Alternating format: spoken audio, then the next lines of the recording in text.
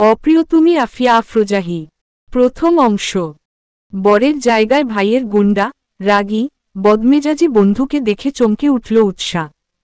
অবাক নেত্রে তাকিয়ে রইল শেরওয়ানি পরিহিত মেহরাবের পানে। মেহরাবকে দেখে মনে হচ্ছে না সে একটুও চমকেছে, বরং সে ফুরফুরে মেজাজেই আছে, যেন সে আগে থেকে সব জানত। বেটার ভাবভঙ্গি একদম স্বাভাবিক, যেন কিছুই হয়নি। উৎসা তার দিকে তাকাতেই মেহরাব চোখ টিপ মারল, সাথে সবার অগোচরে উড়ন্ত চুমো ছুড়ে দিল। উৎসা বিষম খেয়ে গেল। লাজ লজ্জাহীন বেয়াদব একটা পুরুষ, এই জন্যই বেটাকে ও দু চোখে দেখতে পারে না। মাঝে মাঝেই ইচ্ছে করে ইট মেরে এর মাথা ফাটিয়ে দিতে, কিন্তু একটা জিনিস উৎসা বুঝে পাচ্ছে না, এই বজ্জাত লোক এখানে কি করছে? এখানে তো রিয়াদের থাকার কথা ছিল, তার মানে কি উৎসার সাথে এই বজ্জাত লোকটার বিয়ে হবে? রিয়াদ কোথায়? কাজী সাহেব বিয়ে পড়াচ্ছেন। উৎকণ্ঠার ইচ্ছে করল চিৎকার করে বলতে, আমি এই গুন্ডা, মাস্তান, লাজ লজ্জাহীন, বেয়াদব, ভণ্ড লোককে বিয়ে করব না। তোমরা আমায় এর সাথে বিয়ে দিও না। আশেপাশে মা, বাবা, ভাই কাউকে খুঁজে পাচ্ছে না। উৎকণ্ঠার নিজেকে ভীষণ একা মনে হচ্ছে। ওর কান্না পাচ্ছে। ও কিছুতেই এই বদলোকটাকে বিয়ে করবে না। কিন্তু বলবে টাকাকে? পাশে থাকা এক কাজিনকে ইশারায় ডাক দিল। মেয়েটা কাছে এলে ফিসফিস করে জিজ্ঞেস করল, রিয়াদ কোথায়? রিয়াদের জায়গায় এই বজ্জাত বেটা কি করছে? আম্মু, আব্বু, ভাইয়া কোথায়? রিয়াদ হারামজাদার কথা তুই বলিস না। ওকে সামনে পেলে তিয়াস ভাই হাত পা ভেঙ্গে গলায় ঝুলিয়ে দিবে। এমনও হতে পারে এক বাড়িতে মাথা ফাটিয়ে ফেলবে। ভাইয়ার মেজাজ এমনি খারাপ। চাচ্চু একটু অসুস্থ হয়ে পড়েছে, তাই চাচি আর ভাইয়া চাচ্চুকে সামলাচ্ছে। উৎসা উত্তেজিত হল, উঠে যেতে নিল আসন ছেড়ে। মিলি বলল, আরে কোথায় যাচ্ছিস? বিয়ের আসর থেকে উঠছিস কেন? কাজী সাহেব বিয়ে পড়াচ্ছেন, এখনই কবুল বলতে বলবেন। যা ইচ্ছে হোক, আমি আমার বাবার কাছে যাব। বাবা কোথায়? কি হয়েছে বাবার? কেমন আছে? কথাগুলো বলতে বলতে কান্না করে দিল উৎসা। মিলি ওকে বসিয়ে দিল। চাপা কণ্ঠে বলল, কি করছিস? পাগল নাকি তুই? বিয়ের আসর থেকে কেউ ওঠে? বিয়ে উচ্ছন্নে যাক, আমি বাবার কাছে যাবই যাব। তুই একটু শান্ত হয়ে বসো, আমি তিয়াস ভাইকে ডেকে নিয়েছি, আসছি। মিলি চলে গেল। উৎসা বসে বসে হাত মোচড়াচ্ছে আর ফুপিয়ে ফুপিয়ে কান্না করছে। বাবা ভক্ত মেয়েটা, বাবার কিছু হলে ওর দিশ থাকে না।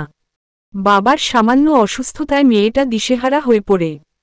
সেই মেয়ের বিয়েতে এত আয়োজন করে, বাবা এখন অসুস্থ শুনে কিভাবে নিজেকে শান্ত রাখবে উৎসা?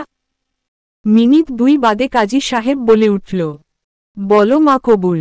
উৎসা শিউরে উঠল, গলা ধরে এসেছে ওর। কি করবে কিছুই বুঝতে পারছে না। এদিক ওদিক তাকিয়ে নিজের কাছের মানুষগুলোকে খুঁজছে, কিন্তু কাউকেই পাচ্ছে না। উৎসা মাথা নিচু করে চুপ করে রইল।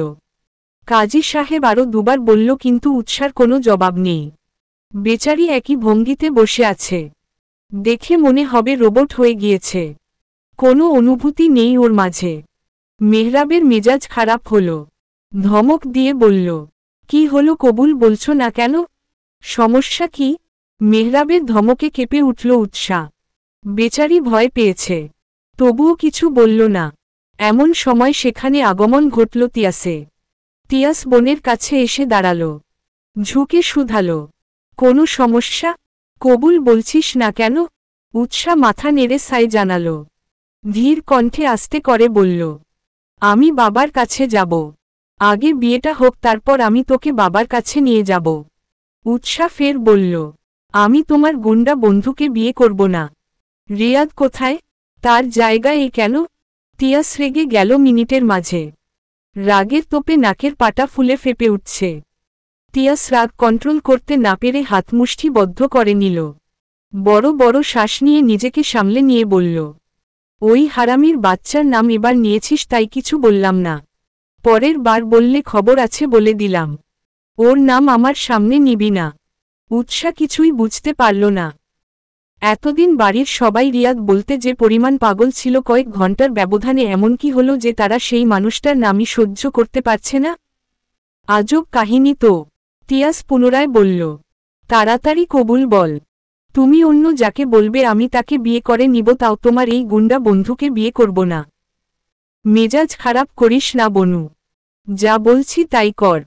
তোর মেহরাবকেই বিয়ে করতে হবে, এতে হোক ও গুন্ডা, মস্তান, বাজে ছেলে। উৎসার অভিমান হল, অভিমানের পার্দে কান্না পেয়ে গেল ওর। ফ্যাচা ফ্যাচা করে কান্না করে দিল। তিয়াস শক্ত চোখের বোনের দিকে চাইলে উৎসাহিতি উতি না ভেবে কবুল বলে দিল। ও এতক্ষণে বুঝে গেছে এই লোককে বিয়ে করা ছাড়া ওর কাছে অন্য কোনো অপশন নেই। কাজী সাহেব মেহরাবকে কবুল বলতে বললে ও রিল্যাক্সে বলল, বেটা একদম ফুরফুরে মেজাজে আছে। উৎসাহ অবাক হল, যেই লোক ওকে দুচোখে সহ্য করতে পারে না সে কি করে এত স্বাচ্ছন্দ্যে ওকে বিয়ে করে নিল। বিয়ে পড়ানো শেষ হলে আশেপাশে সবাই আলহামদুলিল্লাহ বলে উঠল। উৎসাহ কান্না মাখা কণ্ঠে তিয়াসের উদ্দেশ্যে বলল, বাবার কাছে যাব। তিয়াসের বোনের কান্না দেখে মায়া হল। কত আদরের বোন তার। বোনের হাত শক্ত করে মুষ্টিতে নিয়ে বলল, চল। মেহরাবের দিকে তাকিয়ে বলল, তুইও আয়। বাবা তার মেয়ে আর মেয়ের জামাইকে একসাথে দেখে শান্তি পাবে। বলে রুম থেকে বের হল। মেহরাব পিছু পিছু এগুলো। M-M-M-M-। উজ্জ্বল সাহেব এবং তনা বেগমের অতি আদরের একমাত্র কন্যা উৎসা। ইন্টার সেকেন্ড ইয়ারের ছাত্রী। উৎসা পড়াশোনায় মাঝামাঝি কাটারের ছাত্রী। উজ্জ্বল সাহেবের ইচ্ছে মেয়েকে অনেক দূর পড়াবেন। সপ্তাহ খানেক আগে হুট করে বাড়িতে আগমন ঘটল তার বন্ধুর পরিবার। হুট করে তাদের আসার কারণ বুঝতে পারলেন না উজ্জ্বল সাহেব। পরবর্তীতে করণ জানতে পারলেন তারা উৎসাকে ছেলের বউ করে নিতে চায়। উজ্জ্বল সাহেব অমত করলেন। অপর দিকে তার বন্ধুর বউ নাছর বান্দা। তারা উৎসাকেই চায়। দরকার পড়লে কাবিন করে রাখবে তাদের ছেলে বিদেশ থেকে পড়াশোনা শেষ করে এলে উৎসাকে তুলে নিয়ে যাবে। অবশেষে তাদের জোড়াজুড়িতে উজ্জ্বল সাহেব রাজি হলেন। আজ উৎসার ঘরোয়া ভাবে কাবিন ছিল। ঘরোয়া ভাবে হলেই উৎসদের পুরো পরিবার এসেছে। মামা, চাচা, খালা, ফুপু সবাই। সকাল থেকে সব ঠিকই ছিল, হঠাৎ কি হলো উৎসা নিজেও জানে না। সব কিছুই ওর মাথার ওপর দিয়ে যাচ্ছে। M-M-M-M-M-। উজ্জ্বল সাহেব বিছানায় হেলান দিয়ে চোখ বুজে আছেন। তার হাতে স্যালাইন লাগানো। তনা বেগম বসে আছে তার পাশে। উৎসা বাবার এই অবস্থা দেখে শব্দ করে কেঁদে ফেলল। উজ্জ্বল সাহেব মেয়ের কান্নার শব্দে চোখ মিলে চাইলেন। ইশারায় মেয়েকে কাছে ডাকলেন। উৎসা দৌড়ে যেয়ে লুটিয়ে পড়ল বাবার বুকে। এই জায়গাটা তার জন্য একেবারে সেফ। সকাল থেকে উজ্জ্বল সাহেব একদম ফিট ছিলেন। মেয়ের বিয়ে নিয়ে কত উৎসাহ ছিল তার। হুট করে এমন কি হলো যে মানুষটা অসুস্থ হয়ে গেল, তাকে স্যালাইন দিতে হচ্ছে। উৎসা জানে বাবা সেখানে থাকলে নিশ্চয়ই এই লুচু লোকের সাথে তার বিয়ে দিত না। মনে মনে প্রতিজ্ঞা করল ভাইয়ের সাথে কথা বলবে না। গুন্ডার সাথে থাকতে থাকতে ওর ভাইটাও দিন দিন জল্লাদ হয়ে যাচ্ছে। কেমন পাষাণের মতো বলল, ওই বজ্জাত বেটাকেই বিয়ে করতে হবে ওর। উৎসা কান্না মাখা কণ্ঠে বলল, বাবা তোমার কি হয়েছে? তুমি নাকি অসুস্থ হয়ে গিয়েছ? হঠাৎ কি হলো তোমার বাবা? উজ্জ্বল সাহেব মেয়ের উত্তেজনা দেখে মুচকি হাসল। ছোটবেলা থেকেই মেয়ে তার বাবা পাগল। বাবার কিছু হলে চিন্তায় পাগল হয়ে যায়। উজ্জ্বল সাহেব হাসি মুখে বলল, তেমন কিছু না মা, সারাদিন ছুটোছুটি করাই শরীর একটু খারাপ হয়েছে এই আর কি। তুই টেনশন করিস না। উতেসা কিছুটা শান্ত হল। উজ্জ্বল সাহেব মেহরাবকে কাছে ডাকলেন। মেহরাব পাশে এসে দাঁড়ালে ওর হাত নিজের হাতের মুঠোয় নিয়ে বলল, বাবা তোমায় যে কি বলে ধন্যবাদ দিব আমি সেই ভাষা হারিয়ে ফেলেছি। তুমি না থাকলে আজ আমার মান সম্মান সব শেষ হয়ে যেত। আমি তো আপনার ছেলের মতোই। এটা আমার দায়িত্ব। আমার মেয়েটাকে দেখে রেখো বাবা। মেয়েটা আমার বড্ড বাচ্চামো করে। এখনো নিজেকে সবখানে মানিয়ে নিতে পারে না। ওর কোনো ভুল হলে বুঝিয়ে বলো। মেহরাব একবার উৎসার পানে চেয়ে আশ্বস্ত কণ্ঠে বলল, আপনি চিন্তা করবেন না বাবা, আমি উৎসাকে সব সময় আগলে রাখব। একটা আঁচড় আসতে দিব না ওর গায়ে। উজ্জ্বল সাহেবের কলিজা ঠান্ডা হয়ে গেল। ছেলেটা কি সুন্দর, তাকে বাবা বলে সম্বোধন করল। আরও কিছুক্ষণ কথা হলো সবার মাঝে। পুরোটা সময় উৎসা চুপ রইল। যেখানে তার কথার মূল্য নেই সেখানে সে কথা বলবে না। হুহো, রাত তখন 8টার কাছাকাছি। এবার যাওয়ার পালা। মেহরাব উঠে দাঁড়িয়ে বলল, বাবা এবার আমাদের যেতে হবে। উৎসার চিৎকার করে বলতে ইচ্ছে করল, আমি এই লুচু বেটার সাথে যাব না, কিন্তু বলতে পারল না। এখন উল্টো পাল্টা কিছু বললে মেহরাব ধমক দিয়ে বসিয়ে রাখবে এটা সে ভালো করেই জানে। খবিস লোক একটা। বাসর ঘরে বসে আছে উৎসা। এটাকে বাসর ঘর বললে ভুল হবে। ঘরে নেই কোনো ফুলের অস্তিত্ব আর না আছে কোনো সাজসজ্জা। পুরো বাড়ি ফাঁকা। আত্মীয় স্বজনের কোলাহল নেই, লাল নীল হলুদ রঙের আলো নেই, একদম সাদামাটা বাড়ি। আর থাকবেই বাকি করে? যে বাড়ির ছেলে হুট করে বিয়ে করে বউ নিয়ে আসে সেখানে সাজসজ্জা থাকবে না, এটাই তো স্বাভাবিক। আলো অন্ধকারের খেলা চলছে কক্ষ জুড়ে। উৎসা বসে থাকতে থাকতে ঝিমিয়ে যাচ্ছে। ঘুম চোখের পাতায় চেপে বসেছে। সকাল সকাল উঠতে হয়েছে ওকে। বেচারি রাতেও ভালো মতো ঘুমাতে পারেনি, যার ফলে এখন ঘুমে ঢলে পড়ছে। কিন্তু ঘুমানো ঠিক হবে কিনা বুঝতে পারছে না। মেহরাব এখনও আসেনি। বাড়ি আসার মিনিট কয়েকর মাঝে মেহরাবকে ওর বাবা ডেকে পাঠিয়েছে। উৎসাকে মেহরাবের ভাবি তার রুমে বসিয়ে গেছে। উৎসা আশেপাশে তাকিয়ে পর্যন্তবেক্ষণ করল। ঘরটা আর কারো না, one and only Mehrab Mirza সাহেবের। উৎসা চোখ বুলালো একবার। সাজানো গোছানো রুম। উৎসা অবাক হল, ছেলে মানুষের রুমও এতটা গুছানো হয়? তাও আবার সে যদি এমন গুন্ডা বদমাইশ টাইপের হয়। ভদ্র ছেলেদের রুম সাজানো গোছানো হলে মানা যায়। উৎসার ইচ্ছে করছে এক ছুটে বাড়ি চলে যেতে। বাবার কথা বেশি মনে পড়ছে। বাবা এখন সুস্থ আছে তো? কি করছে? আচ্ছা, বাবা কি উৎসাকে মিস করছে? তার একটা মাত্র মেয়ে আজ বাড়ি ছেড়ে চলে এসেছে, এতে কি তাদের কষ্ট হচ্ছে না? কান্না পাচ্ছে না? উৎসার তো কান্না পাচ্ছে। M-M-M-M-। মির্জা বাড়ির বড় ছেলে মিজান মির্জা। তার 3 জন সন্তান, 2 ছেলে 1 মেয়ে। বড় ছেলে মাহিন মির্জা। মাহিন বিয়ে করেছে, তার বউয়ের নাম রিনি। তারপর মেয়ে সিথি। সিথির বিয়ে হয়েছে প্রায় 5 বছর। সেই শ্বশুর বাড়িতে থাকে। তার 3 বছরের একটা বাচ্চাও আছে। ছোট ছেলে অর্থাৎ এ বাড়ির ছোট কর্তা মেহরাব মির্জা, যার নাকের ডগায় সব সময় রাগ চড়ে থাকে। কিছু বলার আগেই টেম্পারেচার 420 ডিগ্রিতে চড়ে থাকে। মিজান মির্জারা 4 ভাই। তাদের বাড়ি পাশাপাশি। সিরিয়ালে একজনের বাড়ি। M-M-M-M-M-। দরজার খুলে প্রবেশ করল মেহরাব। পাঞ্জাবির হাতা গোটাতে গোটাতে এগিয়ে গেল বিছানার দিকে। আহারে বেচারি বউ তার, নিশ্চয়ই তাকে বকতে বকতে ঘুমিয়েছে। মেহরাবের ঠোঁটের কোণে মুচকি হাসি ফুটে উঠল। এতদিনে তার রুমটা পরিপূর্ণতা পেল। হাত ঘড়ি খুলতে গিয়ে খেয়াল হলো রাত 1:25। মেয়েটা নিশ্চয়ই তার অপেক্ষা করতে করতে ঘুমিয়েছে। কিন্তু সেই বা কি করবে? বাড়ি আসতে না আসতে বাবা জরুরি তলবে ডেকে নিল। বাবার থেকে ছাড়া পেতেই কল এলো। সদ্য বিয়ে করা বউকে যে একটু সময় দিবে সেটাও পারল না। এমনিতেই মেয়েটা ওকে দু চোখে দেখতে পারে না। দেখলে 10 মাইল দূরত্ব বজায় রেখে চলে। মনে হয় ও কোনো বাঘ বা ভাল্লুক। ড্রেসিং টেবিলের সামনে ঘড়ি খুলে রেখে বিছানার দিকে অগ্রসর হল। পুরো বিছানা ফাঁকা। মেহবের ভ্রু কুঁচকে এলো। উৎসা গেল কোথায়? ঝটপট লাইট জ্বালালো। সারা ঘরে চোখ বুলিয়ে উৎসাকে পেল কাউচের ওপর। গুটি সুটি মেরে শুয়ে আছে। মেহরাবের ঠান্ডা মেজাজ মুহূর্তেই গরম হয়ে গেল। মেয়েটা পেয়েছেটা কি? এটা কি বাংলা সিনেমা পেয়েছে? কাউচের কাছে গিয়ে এক ঝটকায় কোলে তুলে নিল উৎসাকে। অতঃপর শুইয়ে দিল বিছানায়। লাইট নিভিয়ে দিয়ে ফ্রেশ হতে চলে গেল। ফ্রেশ হয়ে বেরিয়ে টাওয়াল কোনো মতে চেয়ারের ওপর ছুঁড়ে বিছানার দিকে এগিয়ে গেল। শরীর ক্লান্তিতে ভেঙ্গে আসছে। শরীর আর চলছে না। বিছানায় শুয়ে উৎসাকে একটানে কাছে নিল এলো। অতঃপর বিয়ে করা বউকে জড়িয়ে চোখ বুঝল। মনের মাঝে কেমন সুখ সুখ অনুভূত হচ্ছে। কত সাধনার বউ তার। আর যাই হোক, বিয়ে করে বউ দূরে রেখে ঘুমানোর পাত্র সে নয়। ক্লান্তিতে কিছু মুহূর্তের মাঝে মেহরাব ঘুমের দেশে পাড়ি জমাল। গভীর রাত। আশেপাশে কুকুর ঘেউ ঘেউ করছে। উৎসার ঘুমের মাঝে অস্বস্তি হতে লাগল।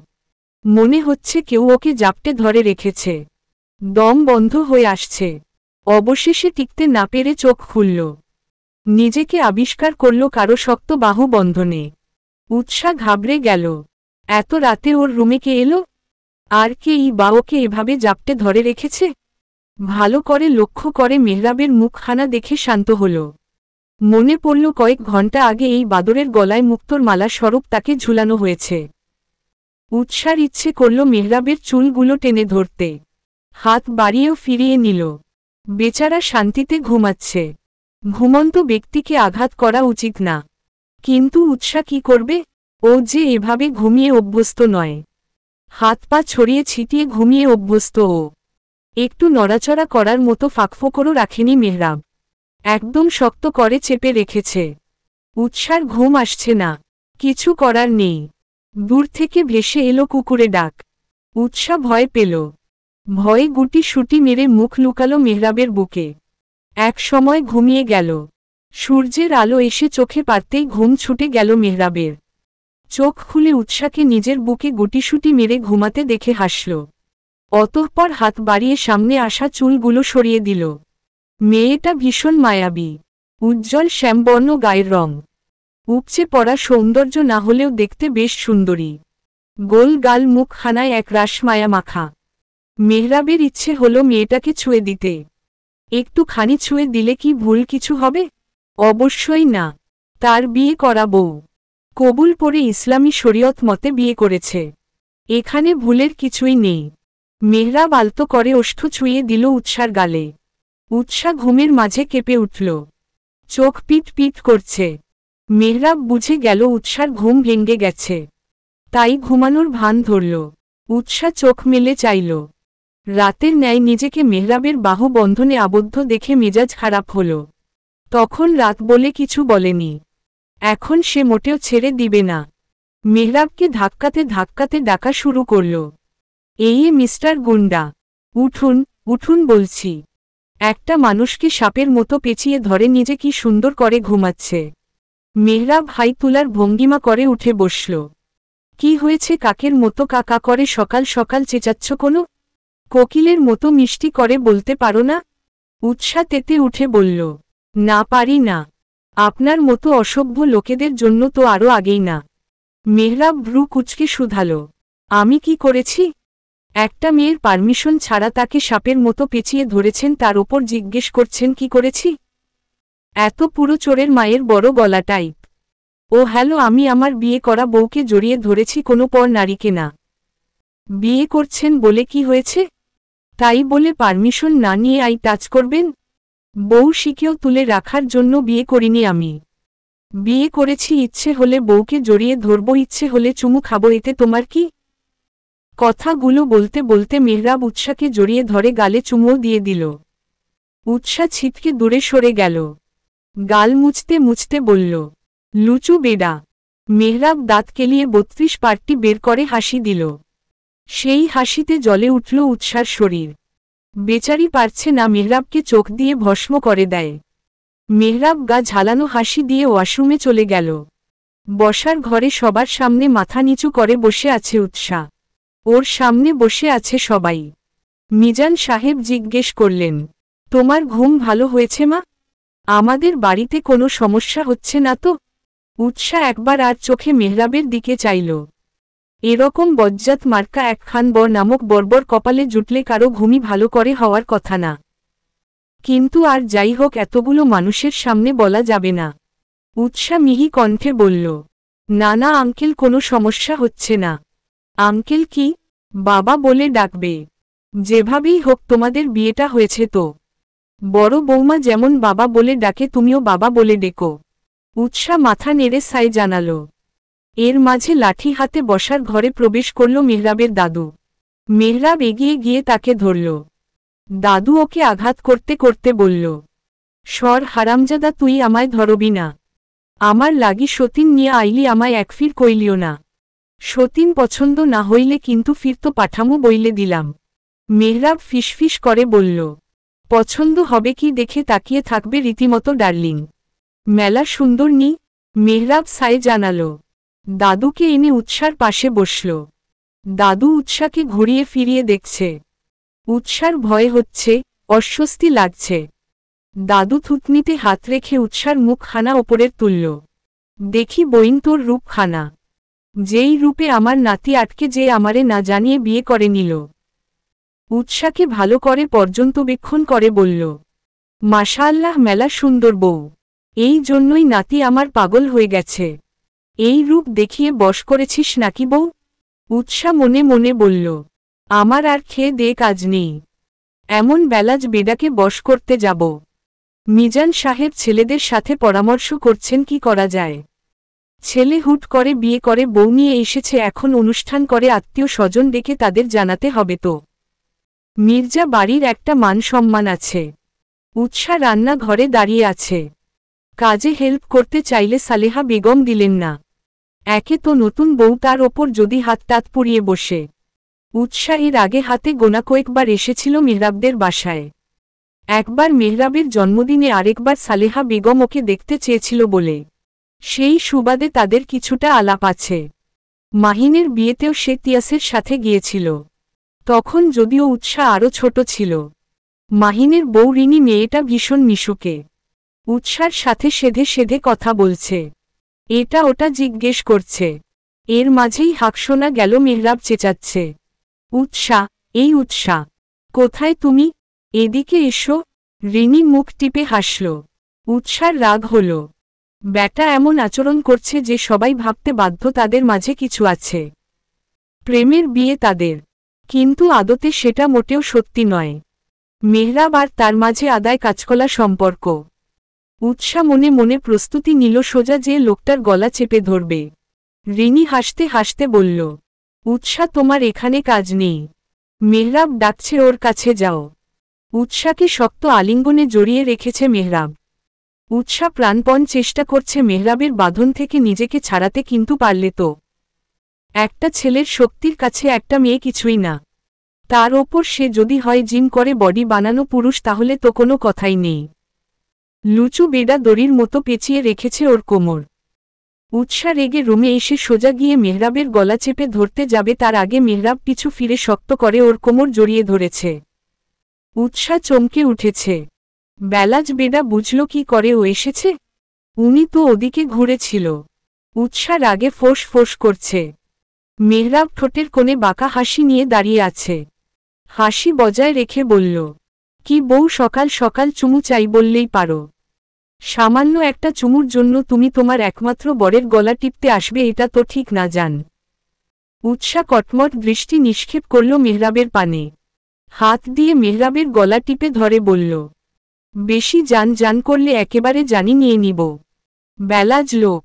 রান্নাঘরে ছিলাম, অমন সারের মতো ডাকার কি আছে? এমন ভাব করছেন যেন আমাদের প্রেমের বিয়ে। আমাকে ছাড়া আপনার এক মিনিটও চলেই না। আমাকে চোখে হারান।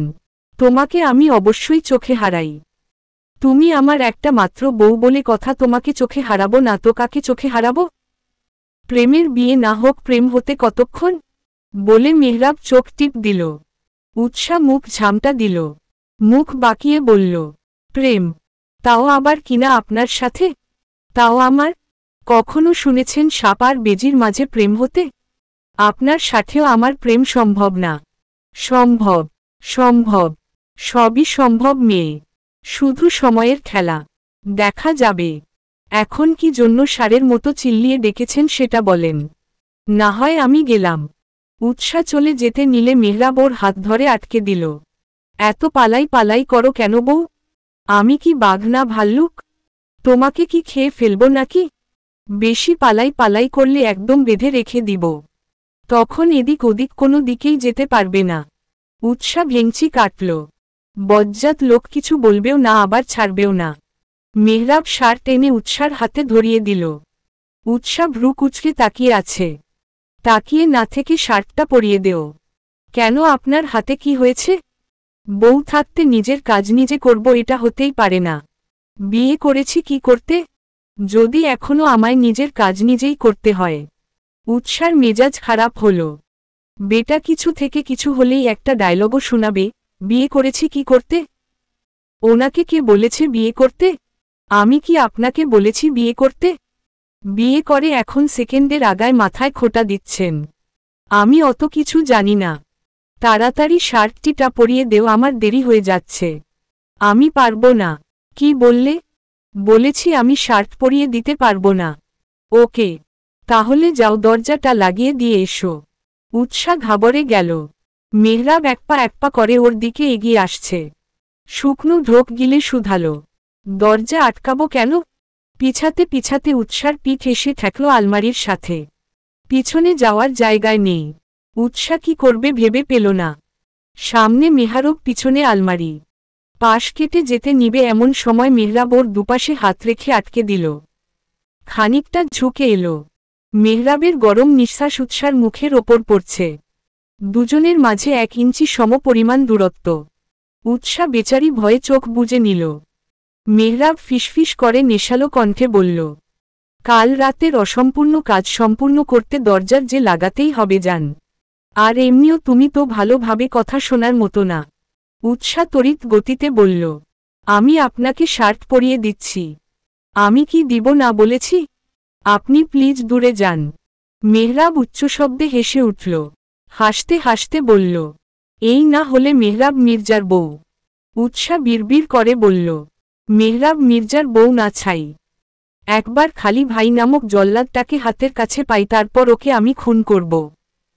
শয়তানটা ইচ্ছে করে ওর দজ্জাল বন্ধুর গলায় ঝুঁকিয়েছে আমায়। মানুষের শাশুড়ি দজ্জাল হয়, আর এদিকে তো আমার আস্ত জামাইটাই দজ্জাল। উৎসা মনে মনে মেহরাবকে বকছে আর শার্টের বোতাম লাগাচ্ছে। মেহরাব ওর কাহিনী দেখে মিটমিট করে হাসছে। এমন তেরা বউকে কি করে সোজা করতে হয় মেহরাব মির্জা ভালো করেই জানে। বউ তার প্রেমে না পড়ে যাবে কই? প্রয়োজন পড়লে ধরে বেঁধে প্রেমে পড়াবে। শার্ট পরানো শেষে মেহরাব আয়নায় নিজেকে দেখছে, সেই সুযোগে উৎসা এক ছুটে বেরিয়ে এলো। সোজা নিচে এসে দম নিল। এক ছুটে আশায় হাঁপাচ্ছে বেচারি। পাশে এসে দাঁড়ালো রিনি। কাঁধে হালকা ধাক্কা দিয়ে বলল, এতক্ষণে ছাড়ল দেবরজি? হেব্বি প্রেম দেখি দুজনের। কত দিনের প্রেম তোমাদের? প্রেম না ছাই। এমন গুন্ডা মার্কা লোকের সাথে আবার প্রেম? তুমিও না ভাবি। এই আমার দেবরের নামে মোটেও উল্টোপাল্টা কিছু বলবে না। দেবর আমার হেব্বি রোমান্টিক। রোমান্টিক না হলে কি সকাল সকাল বউয়ের তলবে বাড়ি মাথায় তোলে? উৎসা বিড়বিড় করে বলল, রোমান্টিক না, 1 নাম্বারের লুচু বেডা। কি বললে?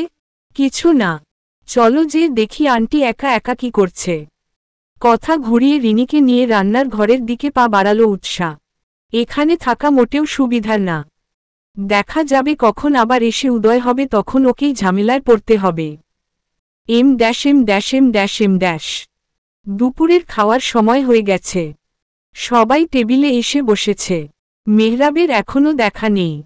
সেই যে বেরিয়েছে, কোথায় গেছে, কি করছে কেউ জানে না। কাউকে কিছু বলেও যায়নি। মিজান সাহেব রুষ্ট হলেন ছেলের ওপর। ছেলে তার 1 নাম্বারে বাউন্ডুলে স্বভাবের। সারাদিনে বাহিরেই থাকে। তার দেখা পাওয়া যায় না বললেই চলে। এই এখন কোথায় আছে কেউ জানে না। টুস করে বিয়ে করে বউ এনেছে, সে খেয়াল কি তার আছে? একটা মেয়ে যে তার অপেক্ষায় বসে আছে, সে খেয়াল থাকলে এখনো বাহিরে থাকত না। সালেহা বেগমকে শুধালানে, তোমার গুন্ধর পুত্র কোথায়? আমি জানব কিভাবে? আমায় বলে গেছে কি? ছেলেকে বলবে বাউন্ডুলে স্বভাব ছাড়তে। এখন বিয়ে করেছে, বউ এসেছে, এখন এসব চলবে না। সালেহা বেগমের কাটকাট জবাব, আপনার ছেলে আপনি বলেন। আপনাদের বাপ ছেলের দ্বন্দ্বে আমি নেই। মিজান সাহেব কথা বাড়ালেন না। উৎসা খেতে চাইল না। বলল মেহরাব আসলে খাবে। সালেহা বেগম রিনি দুজন মিলে জোর করে খাওয়ালো। বলল, মেহরাব আসার ঠিক ঠিকানা নেই, তুমি খেয়ে নেও। উৎসা রুমে বসে আছে। দুপুরে গড়িয়ে বিকেল হয়ে এসেছে। এখনো মেহরাবের আসার নাম নেই। মানুষটা কি খেয়েছে? গতকাল আসার সময় নিজের ফোনখানাও আনেনি। বাবার খোঁজ নিবে সেটাও পারছে না। উৎসার মন খারাপ হল। মুখ বেজার করে বসে রইল। এমন সময় ঘূর্ণিঝড়ের ন্যায় রুমে প্রবেশ করল মেহরাব। ঝটপট হাতের ঘড়ি খুলে ড্রেসিং টেবিলের ওপর রেখে কাপড় নিয়ে শাওয়ার নিতে ওয়াশরুমে ছুটল। ওয়াশরুমে যাওয়ার আগে বলে গেল, খাবার বারো, আমি আসছি। উৎসা নিচে নেমে খাবার গরম করে প্লেটে বাড়ল। এর মাঝেই মেহরাব নিচে নেমে এলো। সোজা এসে খেতে বসে পড়ল। খাবার ধরন দেখে মনে হচ্ছে বেচারার অনেক খিদে পেয়েছে। খাবার খেতে খেতে বলল, রেডি হয়ে নেও। উৎসা কপাল কুঁচকে প্রশ্ন করল, কেন? কোথাও যাব আমরা? হ্যাঁ, তোমাদের বাড়ি যাব। বাবা তোমাকে দেখতে চাচ্ছেন। উৎসার মন আনন্দে নেচে উঠল। উৎসাহিত কণ্ঠে শুধাল, সত্যি? হ্যাঁ। উৎসার ইচ্ছে করল খুশির ঠেকলায় মেহরাবকে একটা ধন্যবাদ দিতে। পর মুহূর্তে ডিসিশন চেঞ্জ। এমন বজ্জাত বেটাকে ও কখনো ধন্যবাদ দিবে না। উৎসা খুশি মনে রেডি হতে চলে গেল। উৎসা মিনিট 5-এর মাঝে রেডি হয়ে নিচে নেমে এলো। উচ্ছ্বাসিত কণ্ঠে বলে উঠল, চলুন। মেহরাব খাচ্ছিল। আচমকা কথায় খেতে খেতে বিষম খেল। কাশতে কাশতে বেচারার অবস্থা কাহিল। উৎসা ঝটপট পানি এগিয়ে দিল। পিঠে হাত বুলিয়ে দিতে নিল। চিন্তিত স্বরে বলল, আস্তে ধীরে খাবেন তো। খাওয়ার সময় মন কোথায় থাকে? আমি আস্তে ধীরেই খাচ্ছিলাম। তুমিই তাড়াহুড়ো করছ। আমি কখন তাড়াহুড়ো করলাম? বলেছি রেডি হতে। ট্রেন ছুটে যাচ্ছে না তো।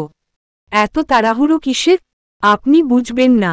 মেহরাব বিড়বিড় করে বলল, আসলেই আমি বুঝে কি করব? এমনিও বেডি মানুষ মানেই জিলাপির প্যাচ। উৎসা ওকে বিড়বিড় করতে দেখে বলল, কিছু বললেন? না, কিছু না। তুমি রুমে যাও, আমি খেয়ে আসছি। একটু রেস্ট নিয়ে অতঃপর বের হব। উৎসা বসে বসে ঘড়ির দিকে তাকাচ্ছে। একবার ঘড়ির তো আরেকবার দরজার দিকে তাকাচ্ছে। মেহরাব কখন আসবে? ও ওর বাবার কাছে যাবে। মেহরাব রুমে প্রবেশ করল। উৎসাকে ঘড়ির দিকে তাকিয়ে থাকতে দেখে মাথায় দুষ্টু বুদ্ধি নাড়া দিল। মনে মনে ভাবল উৎসাকে একটু খেপানো যাক। বিছানায় বসতে বসতে বলল, আজকে না গিয়ে কাল যাই। শরীরটা ভালো লাগছে না। উৎসার মন এক নিমিষেই খারাপ হয়ে গেল। এতক্ষণ হাসি মাখা মুখখানায় আধার নেমে এলো। কোনো কথা না বলে ব্যালকনিতে চলে গেল। মেহরাব অবাক হল। ও ভেবেছিল উৎসা হয়তো এসে অবদার করবে, কানের সামনে ঘ্যান ঘ্যান করবে। কিন্তু হলো তার উল্টো। মেহরাব এগিয়ে গেল ব্যালকনিতে। দেখল উৎসা একমনে আকাশের দিকে তাকিয়ে আছে। হাস্যোজ্জ্বল মুখখানা শুকিয়ে গেছে। ধীর পায়ে এগিয়ে যে পিছন থেকে আলিঙ্গনে আবদ্ধ করে নিল। যাবে না? এখানে এসে দাঁড়িয়ে আছো যে? আপনি তো বলেন আপনার শরীর খারাপ করছে। আপনি যে রেস্ট নেন। মেহরাব উৎসার মাথায় চুমু এঁকে দিয়ে বলল, বোকা মেয়ে, আমি মজা করছিলাম। চলো। উৎসা ধুম করে কিল বসিয়ে দিল মেহরাবের বুকে। মেহরাব ব্যথা পেলেও শব্দ করলে না। বদলোক ইচ্ছে করে আমায় শুধু খেপায়। আজকে বাবার বাড়ি গেলে আমি আর আসবই না। ওখানেই থেকে যাব। মেহরাব কণ্ঠ অন্যরকম করে বলল, ও কথা মোটেও ভেবো না বউ। যেমন বগল দাবা করে নিয়ে যাব তেমনই নিয়ে আসব। আসতে না চাইলে জোর করে নিয়ে আসব। বউ ছাড়া থাকার ছেলে মেহরাব মির্জা না। তাই সে কথা মাথায়ও এনো না।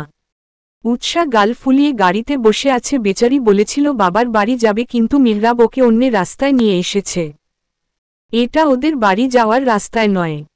তাহলে মেহরাব ওকে নিয়ে কোথায় যাচ্ছে? উৎসা মুখখানা গম্ভীর করে জিজ্ঞেস করল, এই রাস্তায় দিয়ে আমরা কোথায় যাচ্ছি? এটা তো বাড়ির রাস্তায় না।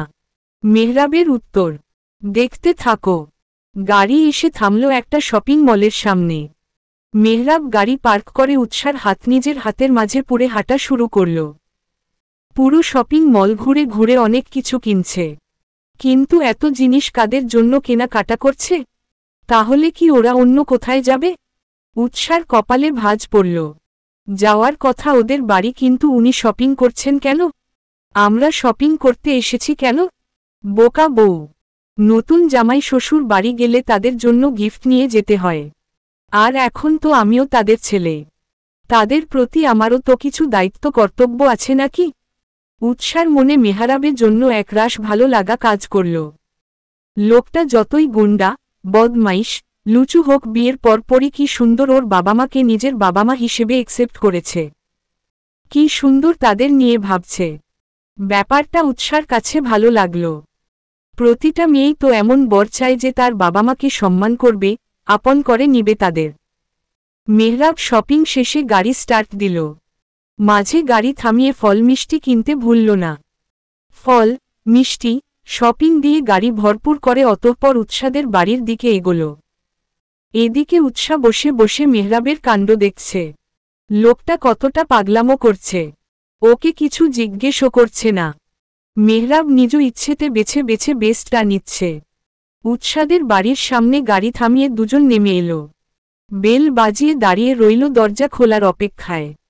কিছুক্ষণের মাঝে দরজা খুলে দিল উৎসার কাজিন। ওদের দেখে সবাইকে ডাকতে শুরু করল। মেহরাবের হাত ভর্তি জিনিসপত্র।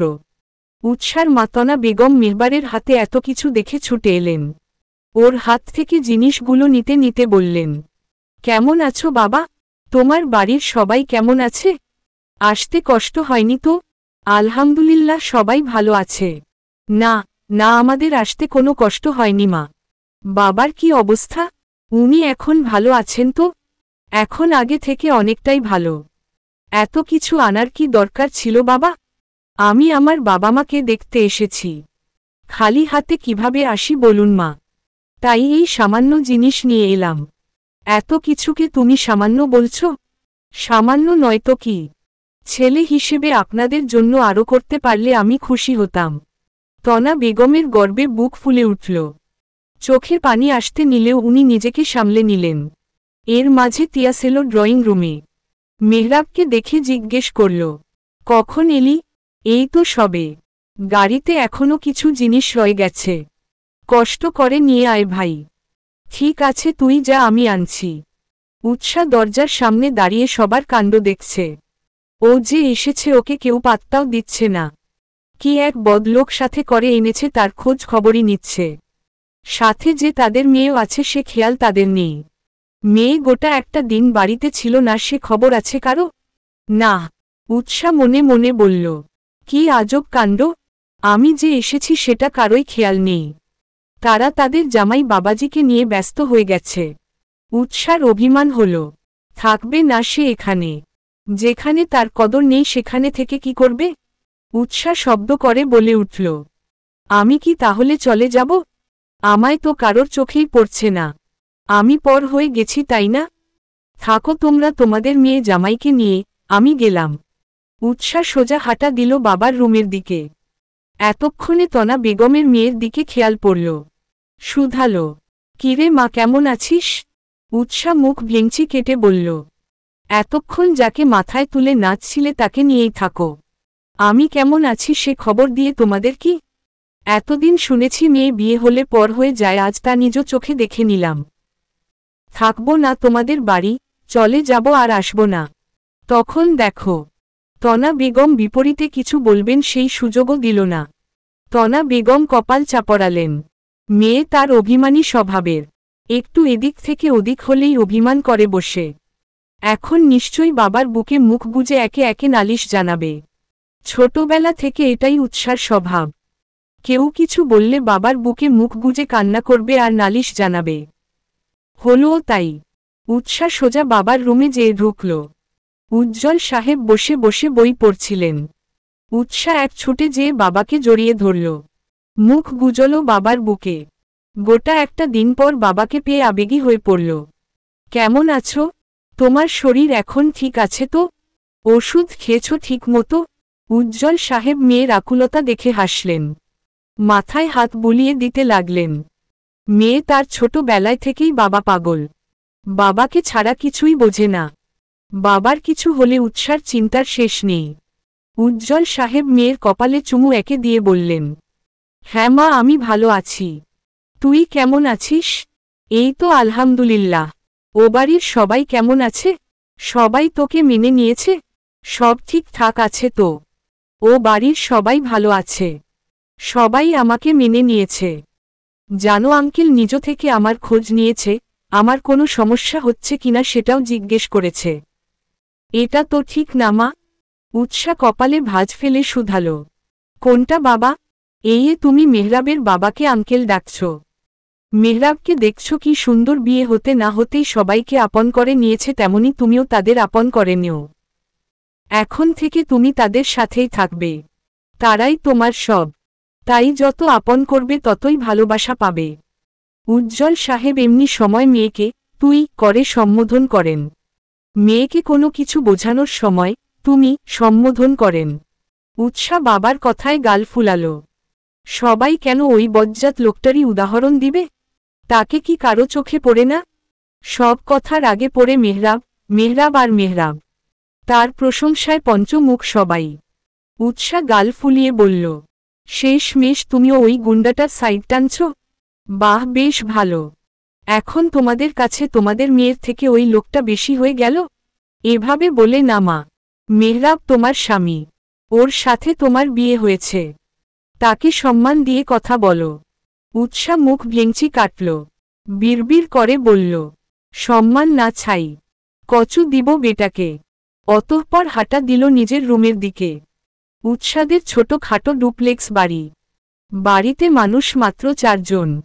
ওপরে উৎসা আর তিয়াসের রুম। নিজের রুমে এসে ধপাস করে বিছানায় শুয়ে পড়ল উৎসা। একদিনের ব্যবধানে মনে হচ্ছে কতগুলো দিন কেটে গেছে। উৎসা মন খুলে শ্বাস নিল। নিজের রুমের শান্তিই আলাদা। বিগত 10 বছর যাবৎ এই ঘর তার সঙ্গী। এই রুমে ওর কত আবেগ ভালোবাসা জড়িয়ে আছে। রুমের প্রতিটা কোণা উৎসা নিজের মতো করে সাজিয়েছে। আর আজ একটা শব্দের, একটা সাইনের ব্যবধানে উৎসা এই বাড়িতে মেহমান হয়ে গেছে। আগে যেই বাড়িতে সারাদিন ঘুরে বেরিয়েছে এখন এই বাড়িতেই সে কিছু মুহূর্তের জন্য এসেছে। উৎসার মন খারাপ হল। মেয়েদের জীবন এতটা কঠিন কেন? যেই বাড়িতে তারা বেড়ে ওঠে সেই বাড়িতেই একদিন তারা মেহমান হয়ে যায়। উৎসা কখনো বাবা মাকে ছাড়া থাকেনি। যেখানেই যেত বাবা মায়ের সাথেই যেত। এই প্রথম ও গোটা একটা দিন একটা অপরিচিত জায়গায় কাটিয়ে এলো। তাও কিনা সেখানে ওকে সারা জীবনের জন্য থাকতে হবে। কথাটা ভেবেই উৎসার কান্না পেল। বলতে বলতে চোখ বেয়ে পানি পড়ে গেল। উৎসা চোখে পানি নিয়ে বারান্দার দিকে এগিয়ে গেল। উৎসার বারান্দা তেমন বড় নয়, তবে ওর মনের মতো। উৎসা রকিং চেয়ারে হেলান দিয়ে বসে পড়ল। মেজাজ খারাপ এখন। মেহরাবকে পেলে বেটার চুল টেনে টাক বানিয়ে ফেলত। উৎসা ঝটপট কল্পনা করে ফেলল মেহরাবের টাকমুখ খানা। কল্পনায় মেহরাবে চেহারা সুরত দেখে উৎসা খিলখিল করে হেসে দিল।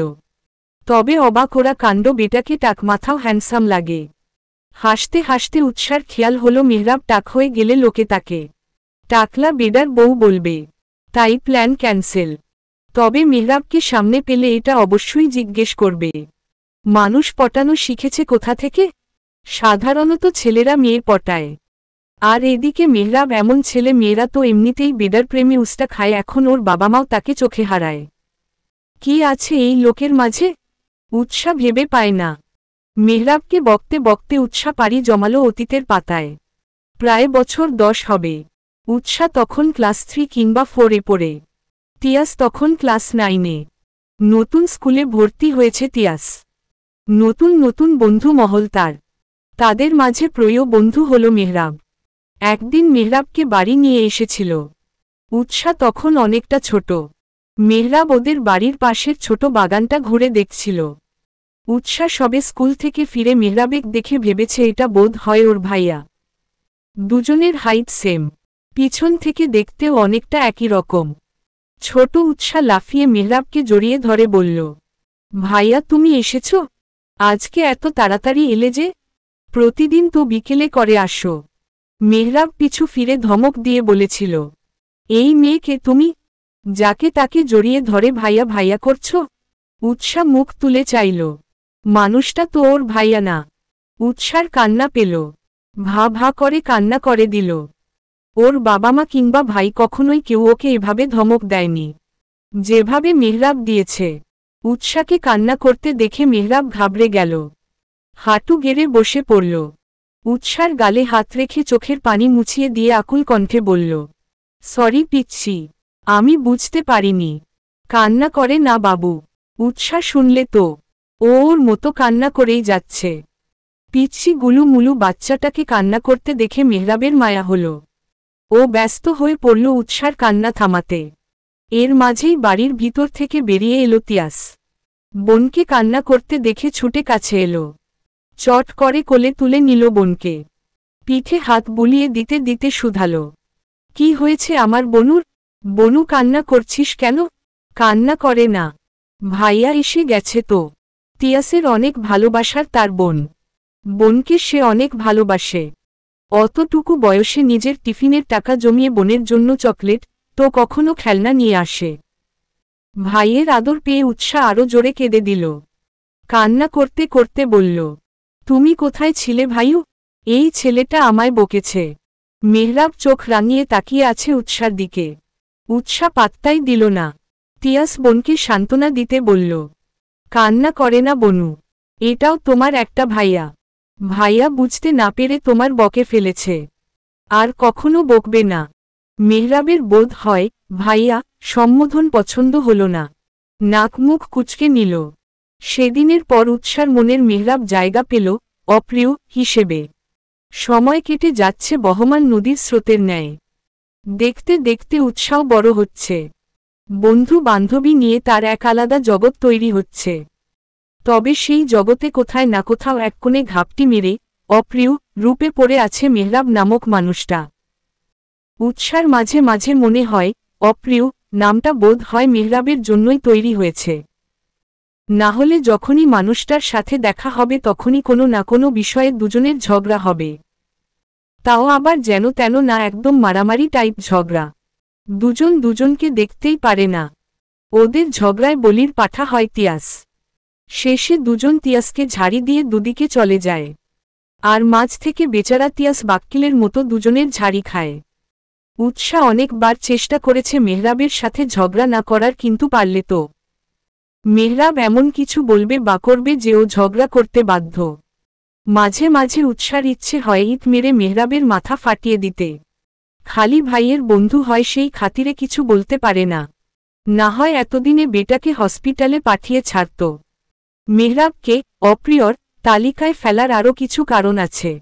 উৎসাহ তখন কিশোরী, ক্লাস 9-এ উঠেছে সবে মাত্র। ওর প্রায় সব বান্ধবীরাই প্রেম করত, একমাত্র ও আর ওর বেস্ট ফ্রেন্ড তানজিলা বাদে। বান্ধবীদের বিভিন্ন অনুভূতির কথা শুনে বেচারি উৎসারও অবচেতন মনে ইচ্ছে হয় প্রেম করার।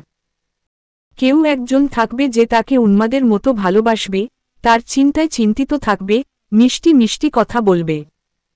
কিন্তু ও জানে তিয়াস জানলে খুন করে ফেলবে। তিয়াস এসব পছন্দ করে না। উৎসার ও এসব পছন্দ হয় না। কিন্তু কথায় আছে সঙ্গ দোষে লোহা ভাসে। উৎসার বেলায় কিছুটা তেমনই হল। সবে কিশোরী বয়স, আবেগে ঠাসা মন, আশেপাশে রঙিন দুনিয়ার সাথে বান্ধবীদের আবেগ রংচং মেশানো কথা। সব কিছুর মাঝে উৎসাহ নিজেকেই ঠিক রাখার চেষ্টা করে যাচ্ছে প্রাণপণ। ও চায় না ওর জন্য ওর বাবা মা, ভাই এদের কোনো সম্মানহানি হোক। তাই নিজেকেই যথাসাধ্য সামলে রাখার চেষ্টা করছে। তবে শেষ রক্ষা বুঝি হল না। শুরুটা ছেলেটাই করেছে। উৎসার এতে বিন্দু মাত্র দোষ নেই। ছেলেটার নাম শাওন। শাওন উৎসার ক্লাসমেট, সাথে ক্লাস টপার। হুট করে শাওন উৎসার অনেক খেয়াল রাখতে শুরু করে দেয়। শাওন ছেলেটা উৎসার খুব ভালো বন্ধু, তাই উৎসাহ তেমন কিছু ভাবেনি। ভেবেছে ফ্রেন্ড হিসেবে ওকে ট্রিট করছে। ক্লাসে উৎসার কোনো সমস্যা হলে শাওন এসে পাশে দাঁড়াত। কোনো পড়া বুঝতে সমস্যা হলে নিজ উদ্যোগে উৎসাকে ডেকে নিয়ে পড়া বুঝিয়ে দিত। উৎসাহ কখনো শাওনকে নিয়ে কিছু ভাবেনি। বন্ধু হিসেবে এতটুকু করতে পারে স্বাভাবিক। এমনই একদিন উৎসাহ আর তার সব বান্ধবীরা মিলে গল্প করছে। এর মাঝে হুট করে শান্তা বলে উঠল, তোরা কিছুদিন ধরে একটা জিনিস খেয়াল করেছিস? সবাই উৎসুক হয়ে তাকিয়ে আছে। শান্তা কি বোঝাতে চাইছে কেউ বুঝতে পারছে না। ওর কথার মানে বুঝতে না পেরে তানজিলা ধমক দিয়ে বলল, অত ঘুরিয়ে পেঁচিয়ে না বলে সোজাসুজি বল। শান্তা আস্তে করে বলল, ইদানিং আমি একটা বিষয় খেয়াল করলাম, শাওন কয়েকদিন যাবৎ উৎসার পিছনে ঘুর ঘুর করছে। নিজে থেকে এসে উৎসার হেল্প করছে। ক্লাস টাইমে উৎসার দিকে তাকিয়ে মুচকি মুচকি হাসে। কাহিনী তো কিছু একটা আছে, তাই না? সবাই ওর কথার সাথে তাল দিল। আরেকজন বলল, দোস্ত আমিও বিষয়টা খেয়াল করেছি। শান্তা ফের বলল, আমার মনে হয় শাওন উৎসাকে পছন্দ করে। সবাই সহমত পোষণ করল। বিরোধিতা করে উঠল উৎসাহ। বলল, তোরা ভুল ভাবছিস, এমন কিছুই না। ও শুধু বন্ধু হিসেবেই ট্রিট করে। শান্তা এক প্রকার গ্যারেন্টি দিয়ে বলল। গুনে রাখো, আগামী 1 সপ্তাহের মাঝে শাওন যদি তোকে প্রপোজ না করে তাহলে আমি আমার নাম বদলে রাখব। ঠিক আছে, দেখা যাক। শাওনের এমন কেয়ারিং আচরণ জারিই রইল। উৎসা বিরক্ত হয়ে উঠেছে ওর আচরণে, কিন্তু কিছু বলতে পারছে না। একে তো ভালো বন্ধু, তার ওপর ক্লাস টপার। উৎসা চায় না কোনো ঝামেলায় জড়াতে, তাই নিজেকে যথাসম্ভব শান্ত রাখার চেষ্টা করছে। একদিন বিকেল বেলা উৎসা আর ওর বান্ধবীরা কোচিং করে একসাথে ফিরছিল। সবাই একসাথে গল্প করতে করতে আসছে। রাস্তার এক পাশ দিয়ে অপর পাশ দিয়ে হেঁটে আসছে শাওন। এসে থামল উৎসার বরাবর। উৎসা হঠাৎ কাউকে সামনে দাঁড়াতে দেখে চমকে গেল। বান্ধবীদের সাথে কথায় মশগুল থাকায় বেচারি খেয়াল করেনি।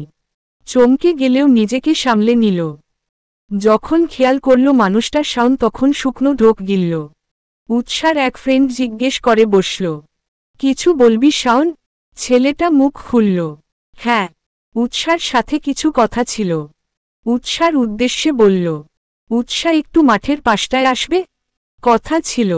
উৎসা যেতে চাইল না, বারবার নাকচ করল। এলাকায় চারপাশে তিয়াস বন্ধু বান্ধব নিয়ে আড্ডা দিয়ে থাকে, দেখতে পেলে খুন করে ফেলবে। তিয়াস যেমন ভাই হিসেবে আদর করতে পারে, তেমনি উল্টোপাল্টা দেখলে মাইরও দিতে পারে। বান্ধবীরা জোরাজুরি করছে। উৎসা বারবার বলছে ও যাবে না। আমি বেশি সময় নিব না, জাস্ট 2 মিনিট। শান্তা বলল, 2 মিনিটই তো আর, সমস্যা কোথায়? উৎসা চেয়ে ওদের বোঝাতে পারল না ওর মনের অবস্থা। অগত্যা বেচারি গেল। মাঠের এক পাশে উৎসা আর মেহরাব। মাঠের অন্য পাশে ওদের থেকে কিছুটা দূরত্ব নিয়ে দাঁড়ালো উৎসার সকল বান্ধবরা। আচমকা শাওন হাঁটু গেড়ে বসে পারল উৎসার সামনে। উৎসা চমকে গেল। চমকিত নয়নে সরে গেল 2 পা। শাওন বলা শুরু করল, আমার তোকে অনেক ভালো লাগে উৎসা। বন্ধু হিসেবে না, বন্ধুত্বের বাহিরেও আমি তোকে নিয়ে কিছু ফিল করি। তোর জন্য সব সময় মনের কোণে সফট কর্নার বিরাজ করে। তুই আমাকে পছন্দ করিস? Will you be mine girlfriend? উৎসা কিছু না বলে সরে যেতে নিল। ওর মনের মাঝে কু গাইছে, ভয়ে হাত পা শির করছে। হৃদস্পন্দন বেড়ে গেছে, শ্বাস নিতে কষ্ট হচ্ছে। এই বুঝি বেচারি ফিট হ্যালো বলে। এর মাঝেই সাই সাই করে কতগুলো বাইক ঢুকল মাঠে। একটা বাইক এসে থামল ওদের সামনে। ছেলেগুলো হেলমেট পরা থাকায় উৎসা চিনতে পারল না। আস্তে আস্তে পিছয়ে যেত নিল পিছনে। বাইক থেকে নেমে এলো একটা ছেলে। মাথা থেকে হেলমেট খুলল। ছেলেটার চেহারা দেখে উৎসার প্রাণ পাখি উড়ে যাওয়ার জোগাড়। ছেলেটা এগিয়ে গিয়ে ঠাস করে থাপ্পড় বসিয়ে দিল শাওনের গালে। হিস হিসিয়ে বলল, নাকি টিপলে এখনো দুধ বের হবে? ছেলে এসেছে প্রেম করতে? এখনো দুধের দাঁত পড়েনি, মেয়ে পটানো শুরু করেছিস? দাঁড়া, আজ তোর ব্যবস্থা করছি। এমন হাল করব এরপর মেয়েদের দিকে তাকাতেও ভয় পাবি। বন্ধুদের কিছু একটা ইশারা করে তির্যক দৃষ্টি নিক্ষেপ করল উৎসার পানে। ওই এক চাহনিতে কি হলো উৎসা জানে না। ঘোরের মাঝে চলে গেল। ছেলেটা এগিয়ে এসে ঠাস করে ওকেও একখান চর বসিয়ে দিল। এক চরে উৎসা ঢলে পড়ল। সাইডে হেলে পড়ে যেতে নিলে ছেলেটা বাহু হেলিয়ে ধরে ফেলল উৎসাকে। নিজের সাথে আগলে নিল আবেশে। বাকিদের শাওনের খবর নিতে বলে এগিয়ে গেল বাইকের দিকে। সেই এক চরের ভারে উৎসা অজ্ঞান ছিল দীর্ঘ 5 ঘন্টা। মেয়ের এমন হলে অবস্থা দেখে তনা বেগমের থেকে উজ্জ্বল সাহেব বেশি চিন্তিত। 2 মিনিট পর পর বলছেন ডক্টরের কাছে নিলে হয় না? মেয়েটার হঠাৎ করে কি হলো? অজ্ঞান হয়ে গেল কিভাবে? তিয়াস টিকতে না পেরে ডক্টরকে কল করল। উজ্জ্বল সাহেব মেয়ের পাশ থেকে সরছেই না। ডক্টর এলো খানিকক্ষণ বাদে। উৎসাকে ভালো করে চেক করে বলল, গুরুতর কিছুই হয়নি, টেনশন করার কিছু নেই। কোনো কিছু দেখে ভয় পেয়েছে মনে হয়, তাই অজ্ঞান হয়ে গেছে। উজ্জ্বল সাহেব উৎকণ্ঠিত হয়ে শুধালেন, তাহলে গালের ওই দাগ? কেউ জোরে থাপ্পড় দিয়েছে বোধ হয়, তাই গাল লাল হয়ে গেছে। মেহরাব ঢোক গিলল। উৎসার উজ্জ্বল শ্যামবর্ণ গাল রক্তিম বর্ণ ধারণ করেছে। গালে স্পষ্ট 5 আঙ্গুলের ছাপ পড়ে গেছে। উৎসা অবচেতন হয়ে শুয়ে আছে বিছানায়। মেহরাবের মনে মনে গিল্ট ফিল হচ্ছে। এতটা জোরে মারা উচিত হয়নি। বাচ্চা মেয়ে বুঝে শুনে মারা উচিত ছিল। মুহূর্তের ব্যবধানে বিড়বিড় করে বলে উঠল, মেরেছি, বেশ করেছি। এইটুকু বয়সে প্রেম করার শখ জেগেছে, তাই না? ওই শখ যদি ভেঙ্গে গুঁড়ো গুঁড়ো না করেছি তাহলে আমার নাম মেহরাব না। উৎসার জ্ঞান ফিরল রাত 9:30 নাগাদ। পিট পিট করে চোখ খুলে নিজের অবস্থা জানার চেষ্টা করল। নিজেকে নিজের বিছানায় পেয়ে স্বস্তির নিঃশ্বাস ফেলল। আশেপাশে বাবা মা, ভাই দাঁড়িয়ে আছে। পুরো রুমে চোখ বুলাতে নজরে এলো মেহরাবকে। বেটা বুকে হাত গুজে অ্যাটিটিউড নিয়ে দাঁড়িয়ে আছে। মেহরাবকে দেখে বিকেলের ঘটনা মনে পড়ে গেল। মেহরাব কি বাসায় বলে দিয়েছে? উজ্জ্বল সাহেব মেয়েকে চোখ খুলতে দেখে জিজ্ঞেস করল, এখন কেমন লাগছে মা? শরীর বেশি খারাপ করছে? উৎসা মাথা নেড়ে নাকচ করল। উজ্জ্বল সাহেব হাত ছাড়লেন তনা বেগমকে। তাড়াতাড়ি যাও, আমার মেয়ের জন্য খাবার নিয়ে এসো। তনা বেগম খাবার আনতে চলে গেলেন। তিয়াস এগিয়ে এসে উৎসার মাথায় চাপড় মেরে বলল, 5 ঘন্টা অজ্ঞান থেকে যা খেল দেখালি বইন। দাঁড়িয়ে থাকতে থাকতে কোমর ধরে গেছে। আমি গেলাম বিছানায় গা এলিয়ে দিতে। তিয়াসও চলে গেল। উজ্জ্বল সাহেব বলল, তুই একটু রেস্ট নে মা, আমি তোর পছন্দের খাবার নিয়ে আসছি। একে একে সবাই চলে গেল। রুমে শুধু উৎসা আর মেহরাব। উৎসা এতক্ষণে বুঝে গেছে মেহরাব এখনও কিছুই বলেনি। বললে এতক্ষণে সবার রিয়েকশন এমন হতো না। উৎসা মনে মনে কিছুটা খুশি হল। তবে ওর খুশি বেশিক্ষণ টিকল না। মেহরাব এগিয়ে এলো। মেহরাবকে এগিয়ে আসতে দেখে উৎসা ঘাবড়ে গেল। সবাই চলে গেল, এই বেটা রয়ে গেছে কি করতে? একটা থাপ্পড় দিয়ে শান্তি হয়নি, নাকি এখনও আরও থাপ্পড় দেওয়া বাকি রয়ে গেছে? উৎসা কিছুই বুঝতে পারল না। মেহরাব কাছে এসে পাশে বসল। বেশি খুশি হয়ে লাভ নেই। আমার কথা শুনে না চললে সবাইকে বলে দিব। আপনার কথা শুনব মানে এখন থেকে আমি যা বলবো তোমাকে সেগুলো শুনে চলতে হবে। না হয় সোজা গিয়ে তিয়াসকে তোমার গুণের কাহিনী শুনিয়ে আসব, তিয়াসও শুনুক তার বোনের কুকীর্তির কাহিনী। উৎসা আতকে উঠে বলল, না না, ভাইয়াকে কিছু বলবেন না প্লিজ। আমি আপনার কথা মেনে চলব, তাও কাউকে কিছু বলবেন না। মেহরাব উৎসার গাল টেনে বলল, গুড গার্ল, এখন থেকে সব সময় ছেলেদের থেকে 10 হাত দূরে থাকবে। ভুলেও যদি তোমাকে ছেলেদের আশেপাশে দেখি তাহলে খবর আছে। উৎসা এক ভ্রু উঁচু করে বলল, কি করবেন শুনি? মেহরাব আচমকা ঝুঁকে এলো উৎসার দিকে। উৎসা ভয় পিছনে বিছানার বোর্ডের সাথে মিশে গেল। মেহরাব উৎসার ওষ্ঠের পানে নজর রেখে ঠোঁট কামড়ে নেশালো কণ্ঠে বলল, কি করব? যখন করব তখনই লাইভ দেখতে প্লাস ফিল করতে পারবে। তবে ভালো কিছু করব না সেটা জেনে রাখো। মাঝে কেটে গেল 2 দিন। উৎসা এই 2 দিন স্কুলে যায়নি। উজ্জ্বল সাহেব মেয়েকে যেতে দেয়নি, এমনকি বাড়ির বাহিরেও বের হতে দেয়নি। 3 দিনের মাথায় উৎসা স্কুলে এসেছে। ওকে দেখে তানজিলা দৌড়ে এলো। কাছে এসে জড়িয়ে ধরে বলল, দোস্ত তুই সুস্থ আছিস? এই 2 দিন এলি না যে? উৎসা হেসে বলল, আলহামদুলিল্লাহ ভালো। আব্বু আসতে দেয়নি রে, বলেছে একদম সুস্থ না হওয়া অবধি বাড়ির বাহিরে কোথাও যাওয়ার নিষেধ। ও আচ্ছা। উৎসা উৎসুক হয়ে পুরো ক্লাসে নজর বুলাল। কাউকে খুঁজছে হয়তো। কাঙ্ক্ষিত মানুষটাকে খুঁজে না পেয়ে শেষে জিজ্ঞেস করেই বসল, শাওন কই রে? ওকে তো দেখছি না। তানজিলা শুকনো ঢোক গিলল। অতঃপর উৎসাকে নিয়ে ক্লাস থেকে বেরিয়ে মাঠের এক কোণা এলো। ফিসফিসিয়ে বলল, তুই তো সেদিন অজ্ঞান হয়ে গিয়েছিলি, তাই কিছুই জানিস না। উৎসা কপাল কুঁচকে জিজ্ঞেস করল, কেন, কি হয়েছে? তানজিলা বলা শুরু করল, সেদিন তোকে বাসায় দিয়ে মিনিট 10-এর মাঝে মেহরাব ভাই মাঠে আসে। আমাদের ভয়ে একপাশে জড়ো হয়ে থাকতে দেখে আমাদের দিকে এগিয়ে আসে। অতঃপর গম্ভীর কণ্ঠে বলল, আমি যেটা জিজ্ঞেস করব তার সোজা উত্তর দিবে। না হয় একটার বাড়িতে এমন বিচার দিব বাড়ি থেকে বের হওয়া মুশকিল হয়ে যাবে। আমরা ভাইয়ার কথায় ভয় পেয়ে গিয়েছিলাম। সবার মুখেই ভীতি। ভাইয়া ফের জিজ্ঞেস করল, উৎসা কি ছেলেটাকে পছন্দ করে? আমরা একে অপরের মুখ চাওয়াচাওয়ি করছি। মেহরাব ভাই ধমক দিয়ে বলল, সত্যি কথা বলবে, মিথ্যা বললে খবর আছে। শান্তা মিনমিনে করে বলল, না ভাইয়া, উৎসাহ ওকে বন্ধু হিসেবেই দেখে। ও আসতে চাইছিল না, আমরাই ওকে জোর করে এখানে নিয়ে এসেছি। এতে ওর কোনো দোষ নেই।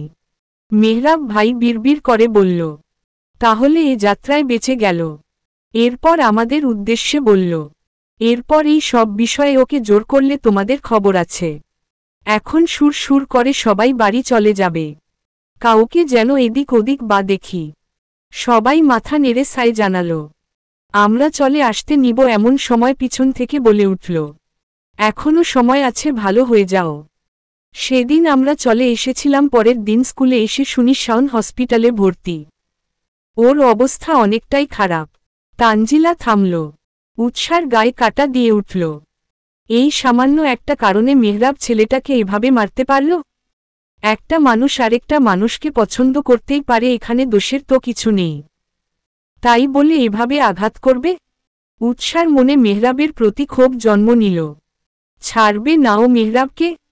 মেহরাকে জবাব দিতে হবে ও কেন শাওনকে মেরেছে। শাওন ওর কি ক্ষতি করেছে, যার জন্য ছেলেটাকে এভাবে মেরেছে? সেদিন বিকেলে মেহরাব সেই মাঠেই বন্ধুদের নিয়ে আড্ডা দিচ্ছিল।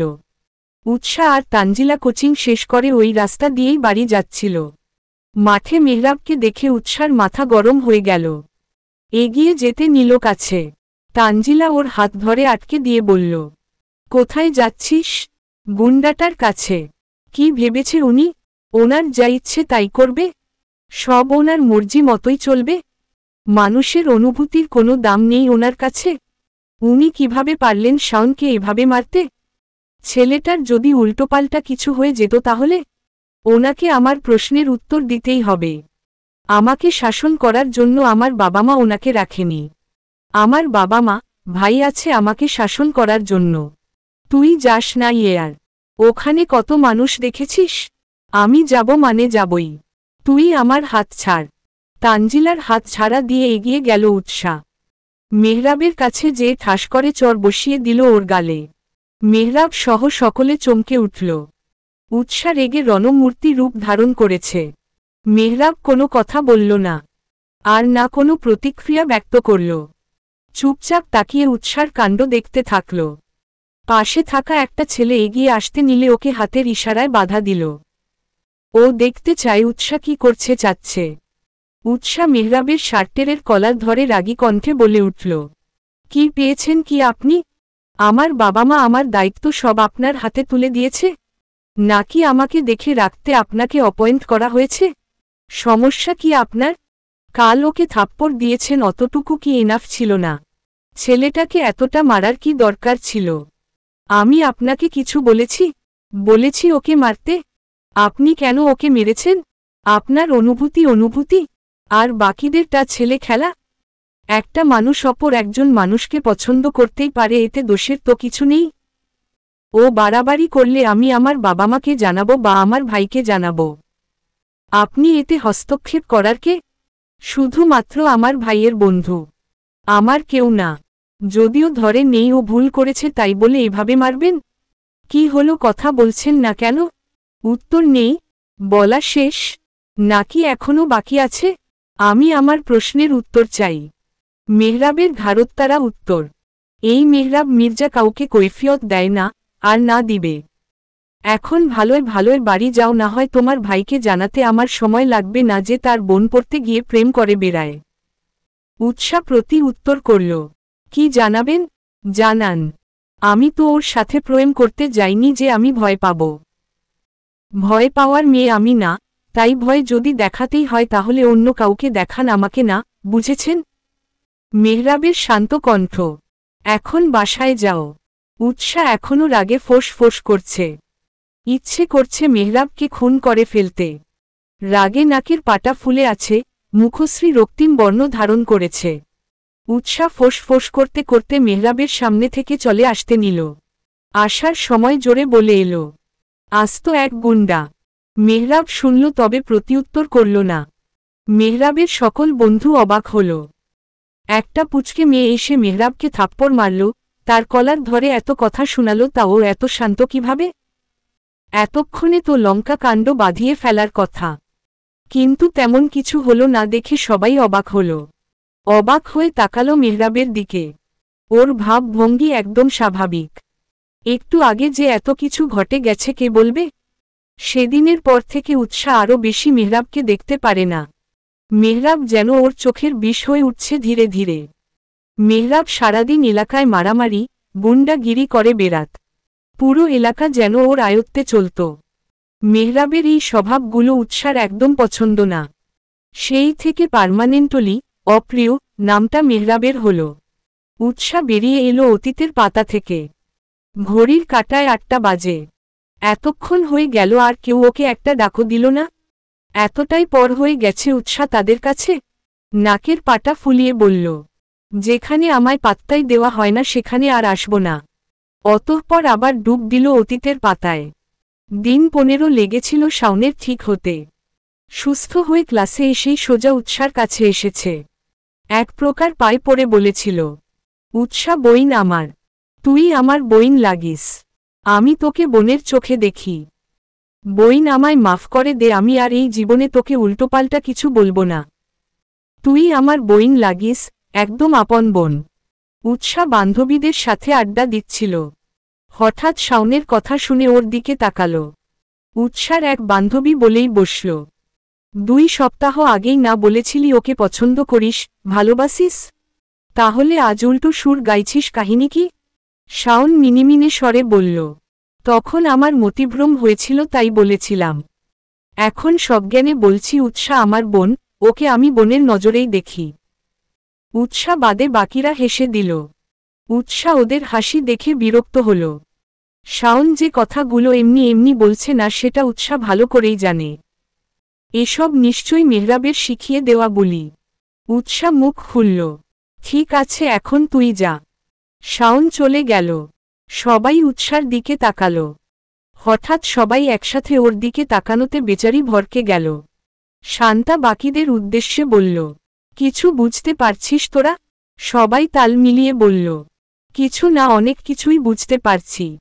উৎসা ভ্রু কুচকে জিজ্ঞেস করল, কি বুঝেছিস? আমায়ও বল, আমিও শুনি। তোকে বললে ওভার রিয়াক্ট করবি। করব না, তোরা বল। শান্তা ইনিয়ে বিনিয়ে বলল, মেহরাব ভাই তোকে পছন্দ করে বা ভালোবাসে। উৎসা তড়িৎ গতিতে বলে উঠল, কি, মাথা ঠিক আছে তোদের? মেহরাব ভাই আমায় ভালোবাসে? তোদের মাথা গেছে। সবাই একসাথে বলল, আমাদেরও তাই মনে হচ্ছে। উৎসা বুকে হাত গুজে প্রশ্ন করল, এমনটা মনে হওয়ার কারণ? তানজিলা বলল, দেখ শাওন, ওইদিন তোকে প্রপোজ করায় মেহরাব ভাই কেমন রিয়াক্ট করেছে। বেচারাকে দিয়ে তোকে বোন ডাকিয়ে ছেড়েছে। ওইদিন তুই ভাইয়াকে তার বন্ধুদের সামনে থাপ্পড় দেওয়ার পরও তোকে উল্টো কিছু বলেনি। শানন্ত কণ্ঠে শুধু বাড়ি যেতে বলেছে। এছাড়াও সব সময় তোর আগে পিছনে লেগে থাকে। আরও বিষয় আছে। এগুলো দেখেই আমাদের মনে হচ্ছে মেহরাব ভাই তোকে ভালোবাসে। উৎসা কপালে ভাঁজ ফেলল। প্রশ্ন করল, উনি কখন আমার পিছনে লেগে থাকে? তুই খেয়াল করিসনি, তবে আমরা করেছি। মাঝে মাঝেই মেহরাব ভাইকে তোর আশেপাশে দেখা যায়।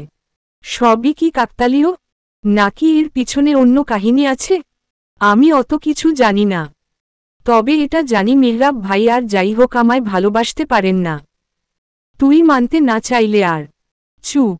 ওই অসভ্য লোকটাকে নিয়ে আর একটা কোথাও বলবি না। ওনাকে আমার সহ্য হয় না। ওনার টপিক এখানেই বন্ধ কর। M dash M dash M dash M dash. কেউ যেন ডাকছে উৎসার নাম ধরে। হ্যাঁ, উৎসার আম্মু তনা বেগম ওকে ডাকছে। কিন্তু ও জবাব দিল না। জবাব দিবেই বা কেন? তারা তাদের মেয়ে জামাইকে নিয়েই থাক। মেয়েকে দিয়ে কি করবে? যাবে না উৎসা। একই ভঙ্গিতে বসে রইল ব্যালকনিতে। মেহরাব উৎসাকে খুঁজতে খুঁজতে ওর রুমে এসেছে। মেয়েটাকে সেই কখন থেকে ডাকছে তবুও কোনো সাড়া শব্দ নেই। গেল কোথায়? ব্যালকনিতে ম্যাডামকে ফুরফুরে মেজাজে বসে থাকতে দেখে বলল, তোমাকে আম্মু সেই কখন থেকে ডাকছে, শুনতে পাচ্ছ না? আমাকে দিয়ে কি কাজ তাদের? তাদের গিয়ে বলুন মেয়ে জামাইকে আদর করে খাওয়াতে। আমার খবর না নিলেও হবে। মেহরাব বুঝল বউ তার অভিমান করেছে, তাই উৎসাকে জ্বালাতে বলল, আমার শাশুড়ি বুঝে গেছে যে তাদের ঘাড়ত্তারা মেয়েকে একদিন সামলে আমার অবস্থা কাহিল, তাই আদর যত্ন করছে। তুমি বুঝতে পারছো তোমার মতো মহা ঝামেলার হাত থেকে আমি তাদের মুক্তি পাইয়ে দিয়েছি? তারা আমায় আদর করবে না তো কাকে করবে? তোমায়। উৎসা নাক টানল। কান্না পাচ্ছে তার। ওকে ঝামেলা বলল মেহরাব? ঠোঁট কামড়ে কান্না আটকে বলল, আপনাকে কে বলেছে মহা ঝামেলা কাঁধে নিতে? আমি বলেছি। নিয়েছেন কেন? মেহরাব হুট করে কাছে এসে ফিসফিসিয়ে বলল, ভালোবাসি যে। ঝামেলা কাঁধে না নিয়ে উপায় আছে? ফিসফিসিয়ে বলায় উৎসা বুঝতে পারল না। বুঝতে না পেরে বলল, কি বললেন? কিছু না, খেতে চলো। উৎসা মেহরাবকে ঠেলে দূরে সরিয়ে দিল। বিরক্তিকর কণ্ঠে বলল, সমস্যা কি আপনার? খালি কাছে আসার বাহানা খোঁজেন। লুচু লোক একটা। শুরু করব নাকি? কি লুচুগিরি? উৎসা এক ঝটকায় বসা থেকে উঠে দাঁড়াল। মেহরাব কথা ঘুরিয়ে ফেলল। বলল, তুমি খেতে যাবে নাকি না? উৎসার তোত্তারা জবাব, যাব না। মেহরাব হুট করে এক ঝটকায় কোলে তুলে নিল ওকে। উৎসা নিজের ভারসাম্য বজায় রাখতে মেহরাবের গলা জড়িয়ে ধরল। কোলে তুললেন কেন? নামান, নামান বলছি। মেহরাব সামনের দিকে এগিয়ে যেতে যেতে বলল, তোমার মতো ঘাড়ত্তারা মেয়েকে কি করে সোজা করতে হয় সেটা এই মেহরাব মির্জা ভালো করেই জানা আছে। কেটে গেছে সপ্তাহ খানেক। উৎসা আয়নার সামনে দাঁড়িয়ে রেডি হচ্ছে। রেডি হয়ে কলেজ যাবে। সেদিন ওদের বাড়ি থেকে আসার সময় বই নিয়ে এসেছে। কতগুলো দিন মিস গেল পড়াশোনা। এই পড়াগুলো তুলবে কি করে কে জানে? এমন সময় ওয়াশরুম থেকে সদ্য শাওয়ার নিয়ে বেরিয়ে এলো মেহরাব। পরনে তার সাফেদ রঙা টাওয়াল ব্যতীত আর কিছুই নেই। উৎসা তাকাবে না করেও তাকিয়ে ফেলল। আয়নায় মেহরাবের প্রতিবিম্ব বিদ্যমান। উন্মুক্ত বুকে বিন্দু বিন্দু পানির অস্তিত্ব। উৎসার নজর আটকে গেল মেহরাবের লুমস বুকে। মেহরাবের জিম করা বডি চুম্বকের ন্যায় আকর্ষণ করছে ওকে। উৎসা শুকনো ঢোক গিল। মেহরাব দ্রুত গতিতে তোয়ালে চালাচ্ছে চুলের ভাঁজে। বিন্দু বিন্দু পানি এসে পড়ছে উৎসার গায়ে। মেহরাব ওর পাশ কেটে যেতে যেতে ফিসফিসিয়ে বলল, আমি জানি আমি হট, তাই বলে এভাবে হা করে তাকিয়ে থাকবে? একটু তো লজ্জা রাখো বউ। উৎসা থতমত খেয়ে গেল। এভাবে ধরা পড়ে যাবে বুঝতে পারনি। নিজেকে সামলে আমতা আমতা করে বলল, কে হা করে দেখছিল আপনাকে? নিজেকে কি ভাবেন? সালমান খান নাই শাহরুখ খান? মেহরাব উৎসার মাথায় টোকা দিয়ে বলল, কে আর দেখবে? আমার ঘরে একজন বোকা রানী আছে না, সে দেখছিল। আমার সময় নেই আপনাকে দেখার। নিজেকে ভাবেনটা কি? মেহরাব উৎসার দিকে ঝুঁকে এসে বলল, হট, হ্যান্ডসাম, ড্যাশিং ম্যান। উৎসা মেহরাবের বুকে আঙ্গুলের ডগা স্পর্শ করে ওকে সরিয়ে দিল। মুখ ভেঙচি কেটে বলল, যেই না চেহারা ধক, নাম রাখছে আব্দুল হক। একটু থেমে বলল, আপনি এখান থেকে যান, আমি রেডি হব। আমি কি তোমায় ধরে রেখেছি নাকি আটকে রেখেছি? উৎসা জবাব দিল না। ও ভালো করেই জানে এখন কথা বাড়ালে মেহরাব আরও বক বক করবে। এর চেয়ে ভালো চুপ করে থাকা। চুপচাপ চুল বাঁধতে লাগল। আয়নায় মেহরাবের প্রতিবিম্ব দেখা যাচ্ছে। ও রেডি হচ্ছে। চুল বাঁধা শেষে নিচে নেমে এলো। খাবার টেবিলে বসে আছে মাহিন আর মিজান মির্জা। ওনারা খেয়ে অফিসে যাবেন। উৎসা এসে টেবিলে বসল। রিনি এসে খাবার দিয়ে গেল। কিছুক্ষণের মাঝে মেহরাবও চলে এলো। মিজান সাহেব গম্ভীর কণ্ঠে বললেন, এতদিন বেয়ারাগিরি করে বেরিয়েছ, এখনও কি সেই মতলবই আছে নাকি? মেহরাব খেতে খেতে মুখ খুলল। মানে? বিয়ে করেছ সেটা মাথায় আছে? একটা মেয়ের দায়িত্ব তোমার ঘাড়ে।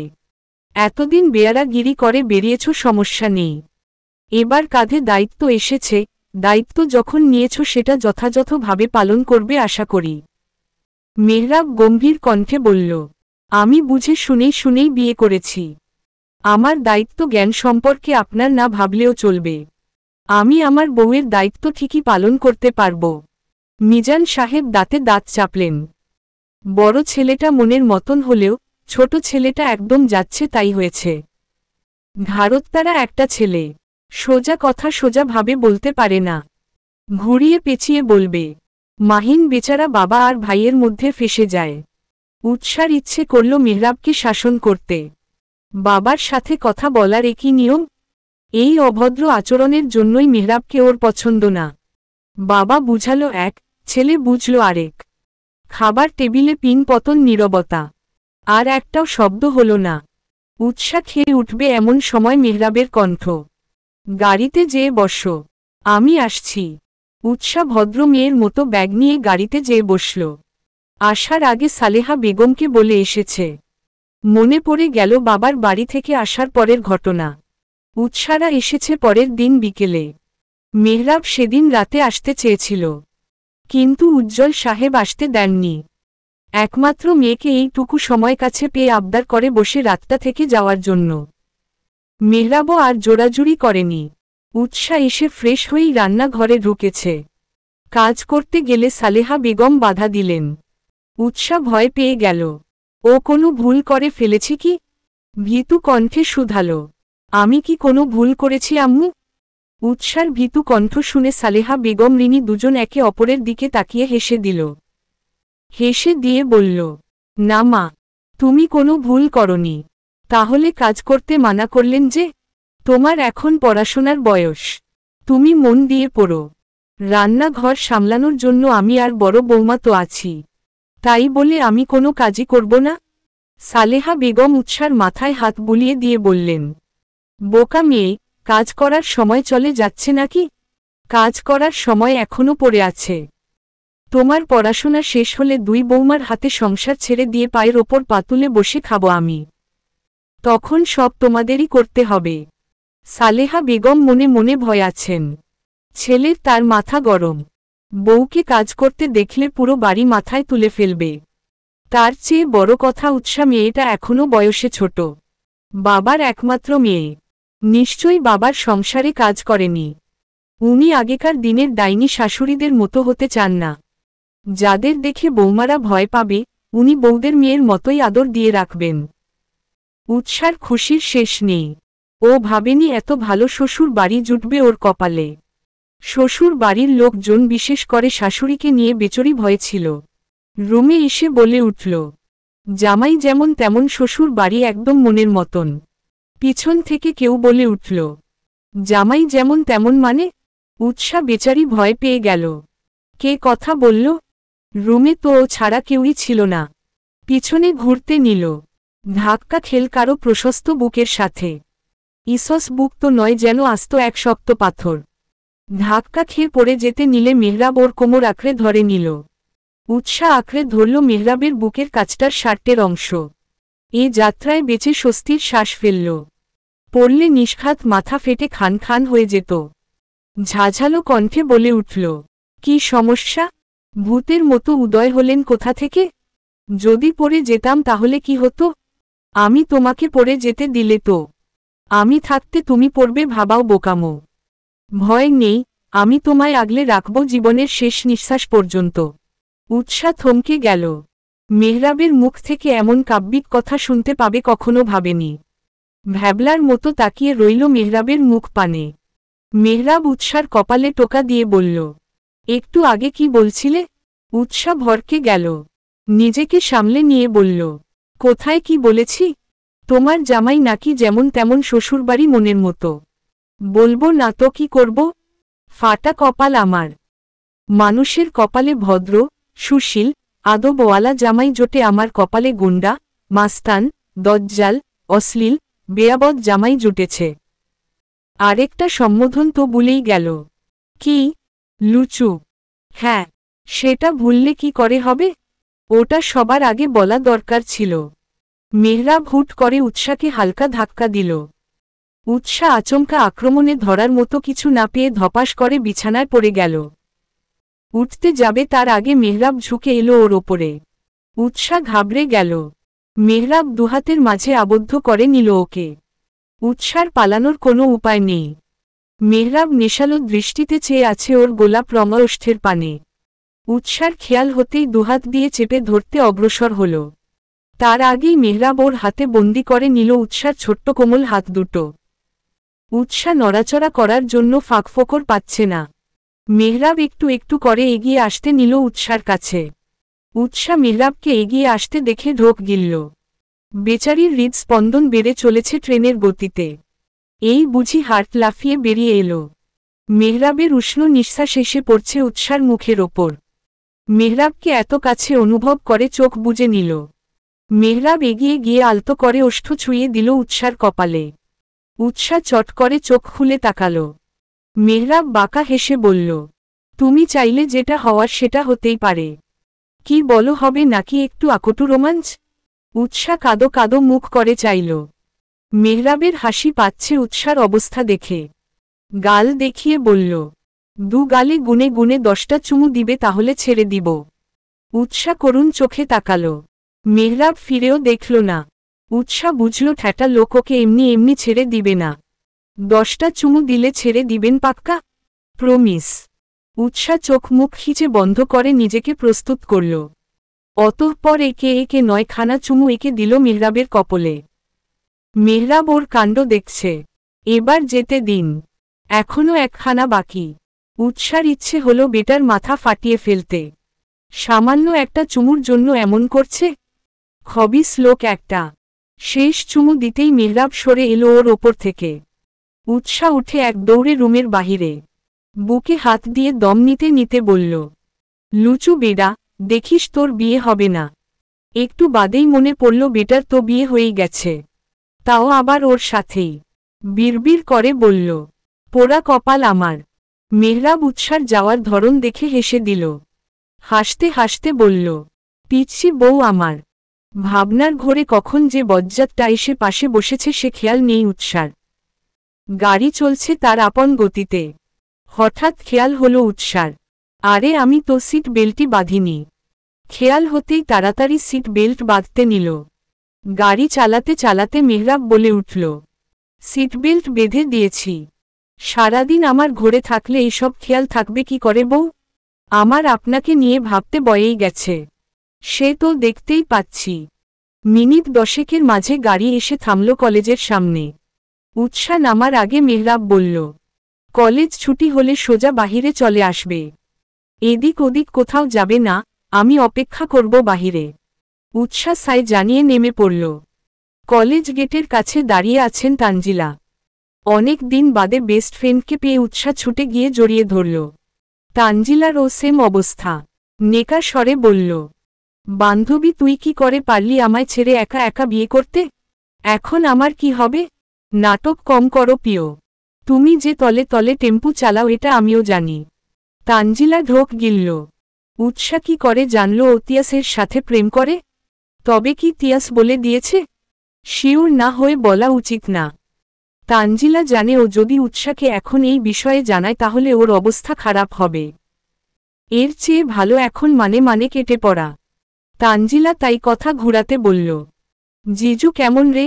গুন্ডা, মাস্তান, বদমাইশ আর কি শুনতে চাস?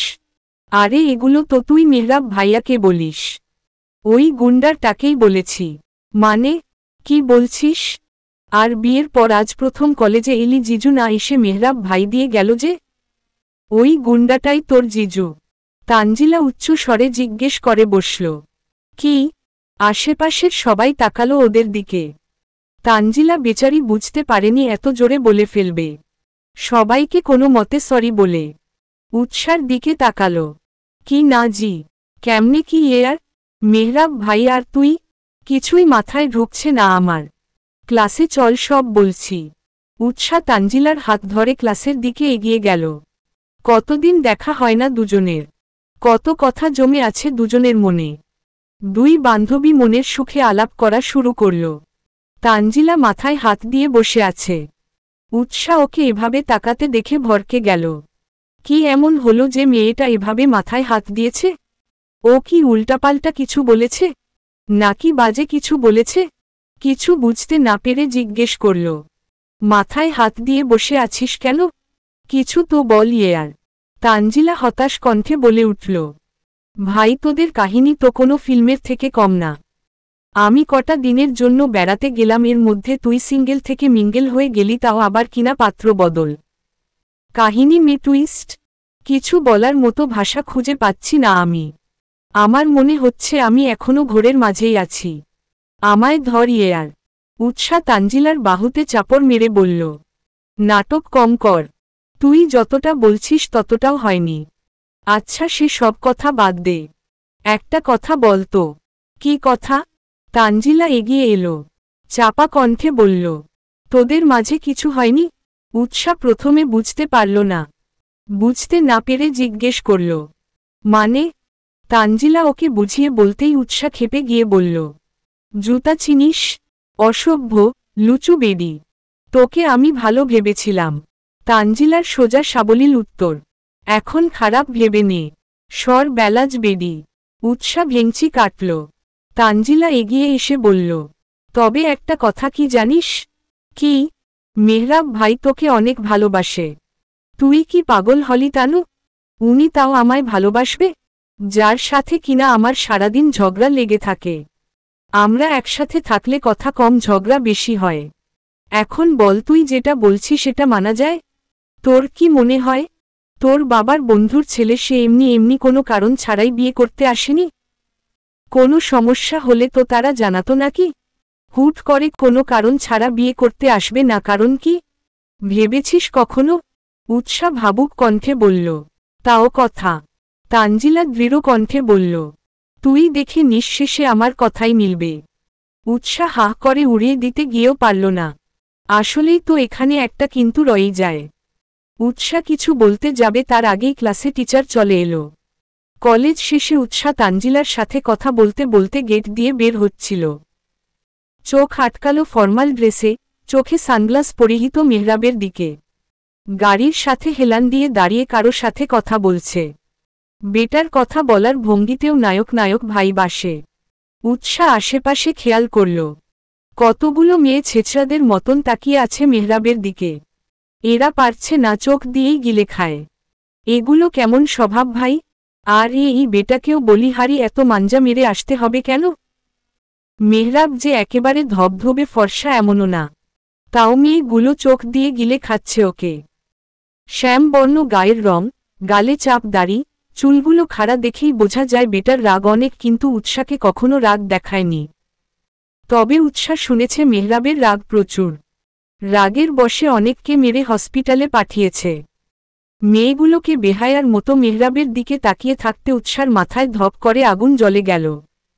ইচ্ছে করল মেয়েগুলোর চুল টেনে ছিঁড়ে ফেলতে। অন্যের বরের দিকে তাকায় সাহস কত? একজন তো বলেই বসল, ছেলেটাকে দেখেছিস? একদম ডার্ক চকলেট, ইচ্ছে কররে একেবারে খেয়ে ফেলি। আরেকজন বলল, লুইচ্ছা বেবি নজর সামলা, ওটা তোর জিজু হয়। জিজু টিজু কিচ্ছু না, যে পটাতে পারবে হ্যান্ডসাম তার, ওকে ডিল ডান। মেয়েগুলোর কথা শুনে উৎসার গায়ে জ্বালা দিয়ে উঠল। কথার কি শ্রী! এতদিন জানত ছেলেরা মেয়েদের নিয়ে এমন উক্তি করে, আজ মেয়েগুলোকে দেখে উৎসার গা গুলিয়ে আসল। উৎসা কোনো কথা না বল গট গট পায়ে এগিয়ে গেল। উৎসাকে আসতে দেখে মেহরাব কল কেটে ফোন পকেটে ঢুকাল। জিজ্ঞেস করল, এতদিন পর ক্লাস কেমন গেল? উৎসা কোনো উত্তর করল না, মুখ ভেঙচি কেটে পিছনের সিটে যেয়ে বসল। মেহরাব কিছুই বুঝতে পারল না। তানজিলা এগিয়ে এসে সালাম দিয়ে জিজ্ঞেস করল, ভালো আছেন ভাইয়া? তোমার বান্ধবীর জ্বালায় আর ভালো থাকা, দেখছ না গাল ফুলিয়ে বসে আছে। আপনি এটা কিন্তু ঠিক করেননি। আমার বান্ধবীকে চুপি চুপি বিয়ে করে নিলেন, আমাদের জানালেনও না। It's not fair. আমাদের ট্রিট কই? এখন চলো ট্রিট দেই, থাক অন্য দিন। আপনার বউ যেভাবে ক্ষেপে আছে আমায় সহ কাঁচা চিবিয়ে খাবে। রেগেছে কেন? ক্লাসে কিছু হয়েছে? এতক্ষণ তো ভালোই ছিল, হঠাৎ কি হলো কে জানে? তানজিলাকে বিদায় দিয়ে এসে ড্রাইভিং সিটে বসল মেহরাব। উৎসা মুখ ঘুরিয়ে অন্য দিকে তাকিয়ে আছে। মেহরাব শান্ত কণ্ঠে বলল, সামনে এসে বসো। উৎসা জবাব দিল না, একই ভঙ্গিতে বসে রইল। কি বলছি কথা কানে যাচ্ছে না? সামনে এসো। মুখ খুলল উৎসা, আমি এখানে বসলে আপনার কি সমস্যা? আমার সমস্যা আছে। তুমি এসো। আমাকে কি তোমার ড্রাইভার মনে হয়? তুই ড্যাং ড্যাং করে পিছনে বসে থাকবে আর আমি গাড়ি চালাবো। ড্রাইভার হলে হবেন, সমস্যা কি? মেহরাব আশেপাশে তাকালো। মেয়েগুলো এখনও তাকিয়ে আছে ওর দিকে। তাই দুষ্টু হেসে বলল, তুমি দেখতে পাচ্ছ না মেয়েগুলো আমার দিকে তাকিয়ে আছে? তারা আমায় ড্রাইভার রূপে দেখলে কষ্ট পাবে। তাই বলছি ভালোয় ভালোয় সামনে এসে বসো। উৎসা গায়ে জ্বালা দিয়ে উঠল। তার মানে লুচু বেডা ইচ্ছে করেই ওকে আসতে বলছিল। উৎসা তো ভেবেছে মেহরাব বোধ হয় ওকে অন্য কোনো কারণে ডাকছে। রাগে ফোঁস ফোঁস করতে লাগল। বিড়বিড় করে বলল, লুচু বেডা। থেমে মিনমিনে কণ্ঠে বলল, যেই পেতনিগুলো এতক্ষণ চোখ দিয়ে গিলে খাচ্ছিল তাদের এসে বসতে বলেন। আমি যাব কেন? আমি সামনে যাব না। আপনার পাশে তো আরও আগে না। মেহরাব ওকে শুনিয়ে শুনিয়ে বলল, তাহলে যাই মেয়েগুলোকে ডেকে নিয়ে আসি। কি বলো? বউ বলেছে বলে কথা আমি তার কথা না মেনে পারি? অন্যদের বউ তো তাদের এইটুকুও বলে না, উল্টো রাগ দেখায়। সেদিকে দিয়ে বলতে গেলে আমি অনেক ভাগ্যবান। ভাগ্যবান না ছাই। মেয়েগুলোর কাছে যান, তারপর মজা বুঝাবো। কত ধ্যানে কত চাল। উৎসার কাণ্ডে মেহরাব মনে মনে হেসে কুটি কুটি হচ্ছে। ও প্রথমেই খেয়াল করেছে মেয়েগুলো ওর দিকে তাকিয়ে আছে। তার ওপর উৎসার হঠাৎ রাগের কথা শুনে বুঝতে দেরি হলো না ওর রাগের কারণ মেয়েগুলোই। মেয়েটা যে জেলাস এতে কোনো সন্দেহ নেই। কথায় আছে, নারী তার প্রিয় মানুষের পাশে তো দূরে তার দিকে কেউ তাকালেও সেটা সহ্য করতে পারে না। মেহরাব ফের বলল, তুমি আসবে কি না? উৎসা এবার চিল্লিয়ে উঠল, কথা কানে যায় না? বলেছি না সামনে বসব না, মানে বসবই না। বেশি বাড়াবাড়ি করলে নেমে হেঁটে চলে যাব। মেহরাব বুঝল উৎসা সেই লেভেলে খেপেছে, ওকে আর খেপিয়ে লাভ নেই। তাই কথা না বাড়িয়ে নেমে উৎসার পাশের দরজা খুলল। উৎসা কিছু বুঝে ওঠার আগে ওকে টেনে এনে এক ঝটকায় কোলে তুলে নিল। উৎসা কিছু বলারও সুযোগ পেল না। তড়িৎ গতিতে ওকে সামনে বসিয়ে নিজে এসে বসল ড্রাইভিং সিটে। উৎসা নিজেকে সামলে কিছু তেতে উঠে বলল, কি সমস্যা? আমায় এখানে এনেছেন কেন? ভালো করে বলছিলাম কানে লাগেনি তাই না? উৎসা মেজাজ দেখিয়ে নেমে যেতে নিল। মেহরাব ওর হাত টেনে সিটে বসিয়ে দিল। বেচারির হাত সিটের সাথে আটকে ধরে আচমকাই অধরে অধর মিলিয়ে দিল। উৎসা নিজেকে সামলানোর সময়ও পেল না। মিনিট খানেকের ব্যবধানে সরে এলো। উৎসা জোরে জোরে নিঃশ্বাস নিচ্ছে। বেচারি হঠাৎ মেহরাবের আক্রমণে ভয় পেয়ে গেছে। নিজেকে সামলানোর সময় অবধি পায়নি। মেহরাব গাড়ি স্টার্ট দিল। গাড়ি চলছে তার আপন গতিতে। এরপর আমার কথা না শুনলে এর চেয়েও ভয়াবহ কিছু হবে মনে রেখে। উৎসা নিজেকে সামলে নিল। হাত দিয়ে ঠোঁট মুছতে মুছতে বলছে, অসভ্য, লুচু বেডা। খালি সুযোগ খোঁজে লুচুগিরি করার। আমি আজই বাড়ি চলে যাব। থাকব না। মেহরাব শক্ত কণ্ঠে বলল, ও কথা মাথায়ও এনো না। তাহলে পরিস্থিতি আরও ভয়াবহ হবে। তখন আমার দোষ দিতে পারবে না। উৎসা পুরো চুপ হয়ে গেল। বাকি রাস্তা মনে মনে মেহরাবের 14 গোষ্ঠী উদ্ধার করেই কাটিয়ে দিল। মেহরাব ওকে বাড়ির সামনে নামিয়ে দিয়ে বলল, বাসায় যেয়ে ফ্রেশ হয়ে খেয়ে ঘুম দিবে। আমি কখন আসব তার ঠিক নেই। উৎসা মুখ ভেঙচি কেটে বলল, এমন ভাব করছে যেন আমি তাকে দেখতে না পেয়ে মরিয়া হয়ে যাব। ঘং। মেহরাবের কানে এলো কথাটা। ঠোঁট এলিয়ে বলল, এমন হতে কতক্ষণ? হতেও তো পারে একটা সময় তুমি মরিয়া হয়ে আমায় খুঁজবে, তাও আমায় পাবে না। আপনাকে খুঁজতে আমার বয়েই গেছে, হুহো। আমাকে তোমার খোঁজা লাগবে না। সময় বলে দিবে কে কি করবে। মেহরাব চলে গেল। উৎসা বাড়িতে ঢুকল। রিনি ছুটে এসে জড়িয়ে ধরল ওকে। ক্লাস কেমন গেল বনু? কোনো রকম। এতদিন পরে যাওয়ায় অনেক কিছুই মাথার ওপর দিয়ে গিয়েছে। সমস্যা নেই, আমি আছি না। আমি তোকে বুঝিয়ে দিব। উৎসা এক্সাইটেড হয়ে জিজ্ঞেস করল, সত্যি? হ্যাঁ। উৎসা রিনিকে জড়িয়ে ধরে বলল, এই খবিসটার সাথে বিয়ে না হলে তোমার মতো বনু টাইপ যা আমি কোথায় পেতাম? এই মোটেও আমার ভাইটাকে খবিস বলবি না। খবিস বলবো না তো কি করব? জানো আজকে কি করেছে? রিনি অতি আগ্রহের সাথে শুধালো। কি করেছে? বজ্জাতটা আমায়। বলতে গিয়ে জিভে কামড় দিল। ছি ছি, ও এগুলো কি বলতে যাচ্ছিল? শেষে তো ওকেই লজ্জা পেতে হতো। উৎসার ইচ্ছে করল নিজের গালে নিজেরই থাপ্পড় বসাতে। পেট পাতলা, মুখ একটা। কি হলো বল? উৎসা কথা ঘুরাতে বলল। আরে কিছু না, ঝগড়া করেছে আমার সাথে, বজ্জাত লোক একটা। একটু থেমে রিনিকে কিছু বলতে না দিয়ে বলে উঠল, জানো আমার ছোটবেলা থেকে অনেক ইচ্ছে ছিল আমার একটা বড় বোন থাকবে যে আমায় আদর করবে, প্রয়োজনে শাসন করবে, যাকে আমি আমার মনের কথা খুলে বলতে পারব। তোমায় পেয়ে সেই আশা আমার পূরণ হয়ে গেছে। রিনি উৎসার মাথায় হাত বুলিয়ে দিয়ে বলল, পাগলি মেয়ে, যা ফ্রেশ হয়ে খেতে আয়। সকালে কি নাকি খেয়েছিস? উৎসা সাই জানিয়ে চলে এলো। রুমে এসে টেবিলের ওপর ব্যাগ রাখল। চোখে পড়ল মেহরাবের ঘড়ি টেবিলের ওপর রাখা। মেহরাব কি তবে ঘড়ি ছাড়াই গিয়েছে? হয়তো অন্যটা পড়ে গেছে। বেটার তো ঘড়ির অভাব নেই। ঘড়ি লাভারের ঘড়ি দিয়ে ড্রেসিং টেবিলের সামনেটা ভরা। উৎসা ঘড়িটা ড্রেসিং টেবিলের ওপর রাখে দিল। মাথায় খেলে গেল মেহরাবের কিছুক্ষণ আগের কথাগুলো। সত্যি কি এমন দিন আদৌ আসবে যেদিন উৎসা মেহরাবকে আশেপাশে খুঁজে বেড়াবে কিন্তু পাবে না? মেহরাবকে না পেলে উৎসা কি করবে? তার কি নিজেকে পাগল পাগল লাগবে? উন্মাদ মনে হবে নিজেকে? নাকি ও মেহরাবকে খুঁজবেই না, হাত পা গুটিয়ে বসে থাকবে? উৎসা আর ভাবতে পারল না। মাথা হ্যাং হয়ে আসছে ওর। এই কয়েকটা দিনে মেহরাব ওর অজান্তেই ওর মনে অনেকটা জুড়ে বসবাস করছে। তবে উৎসা সে বিষয়ে অবগত নয়। মনের অজান্তেই বিড়বিড় করে বলল, আমার সাথে ঝগড়া করার জন্য হলেও আপনি আমার সাথে থেকে যান মিস্টার লুচু। চলবে।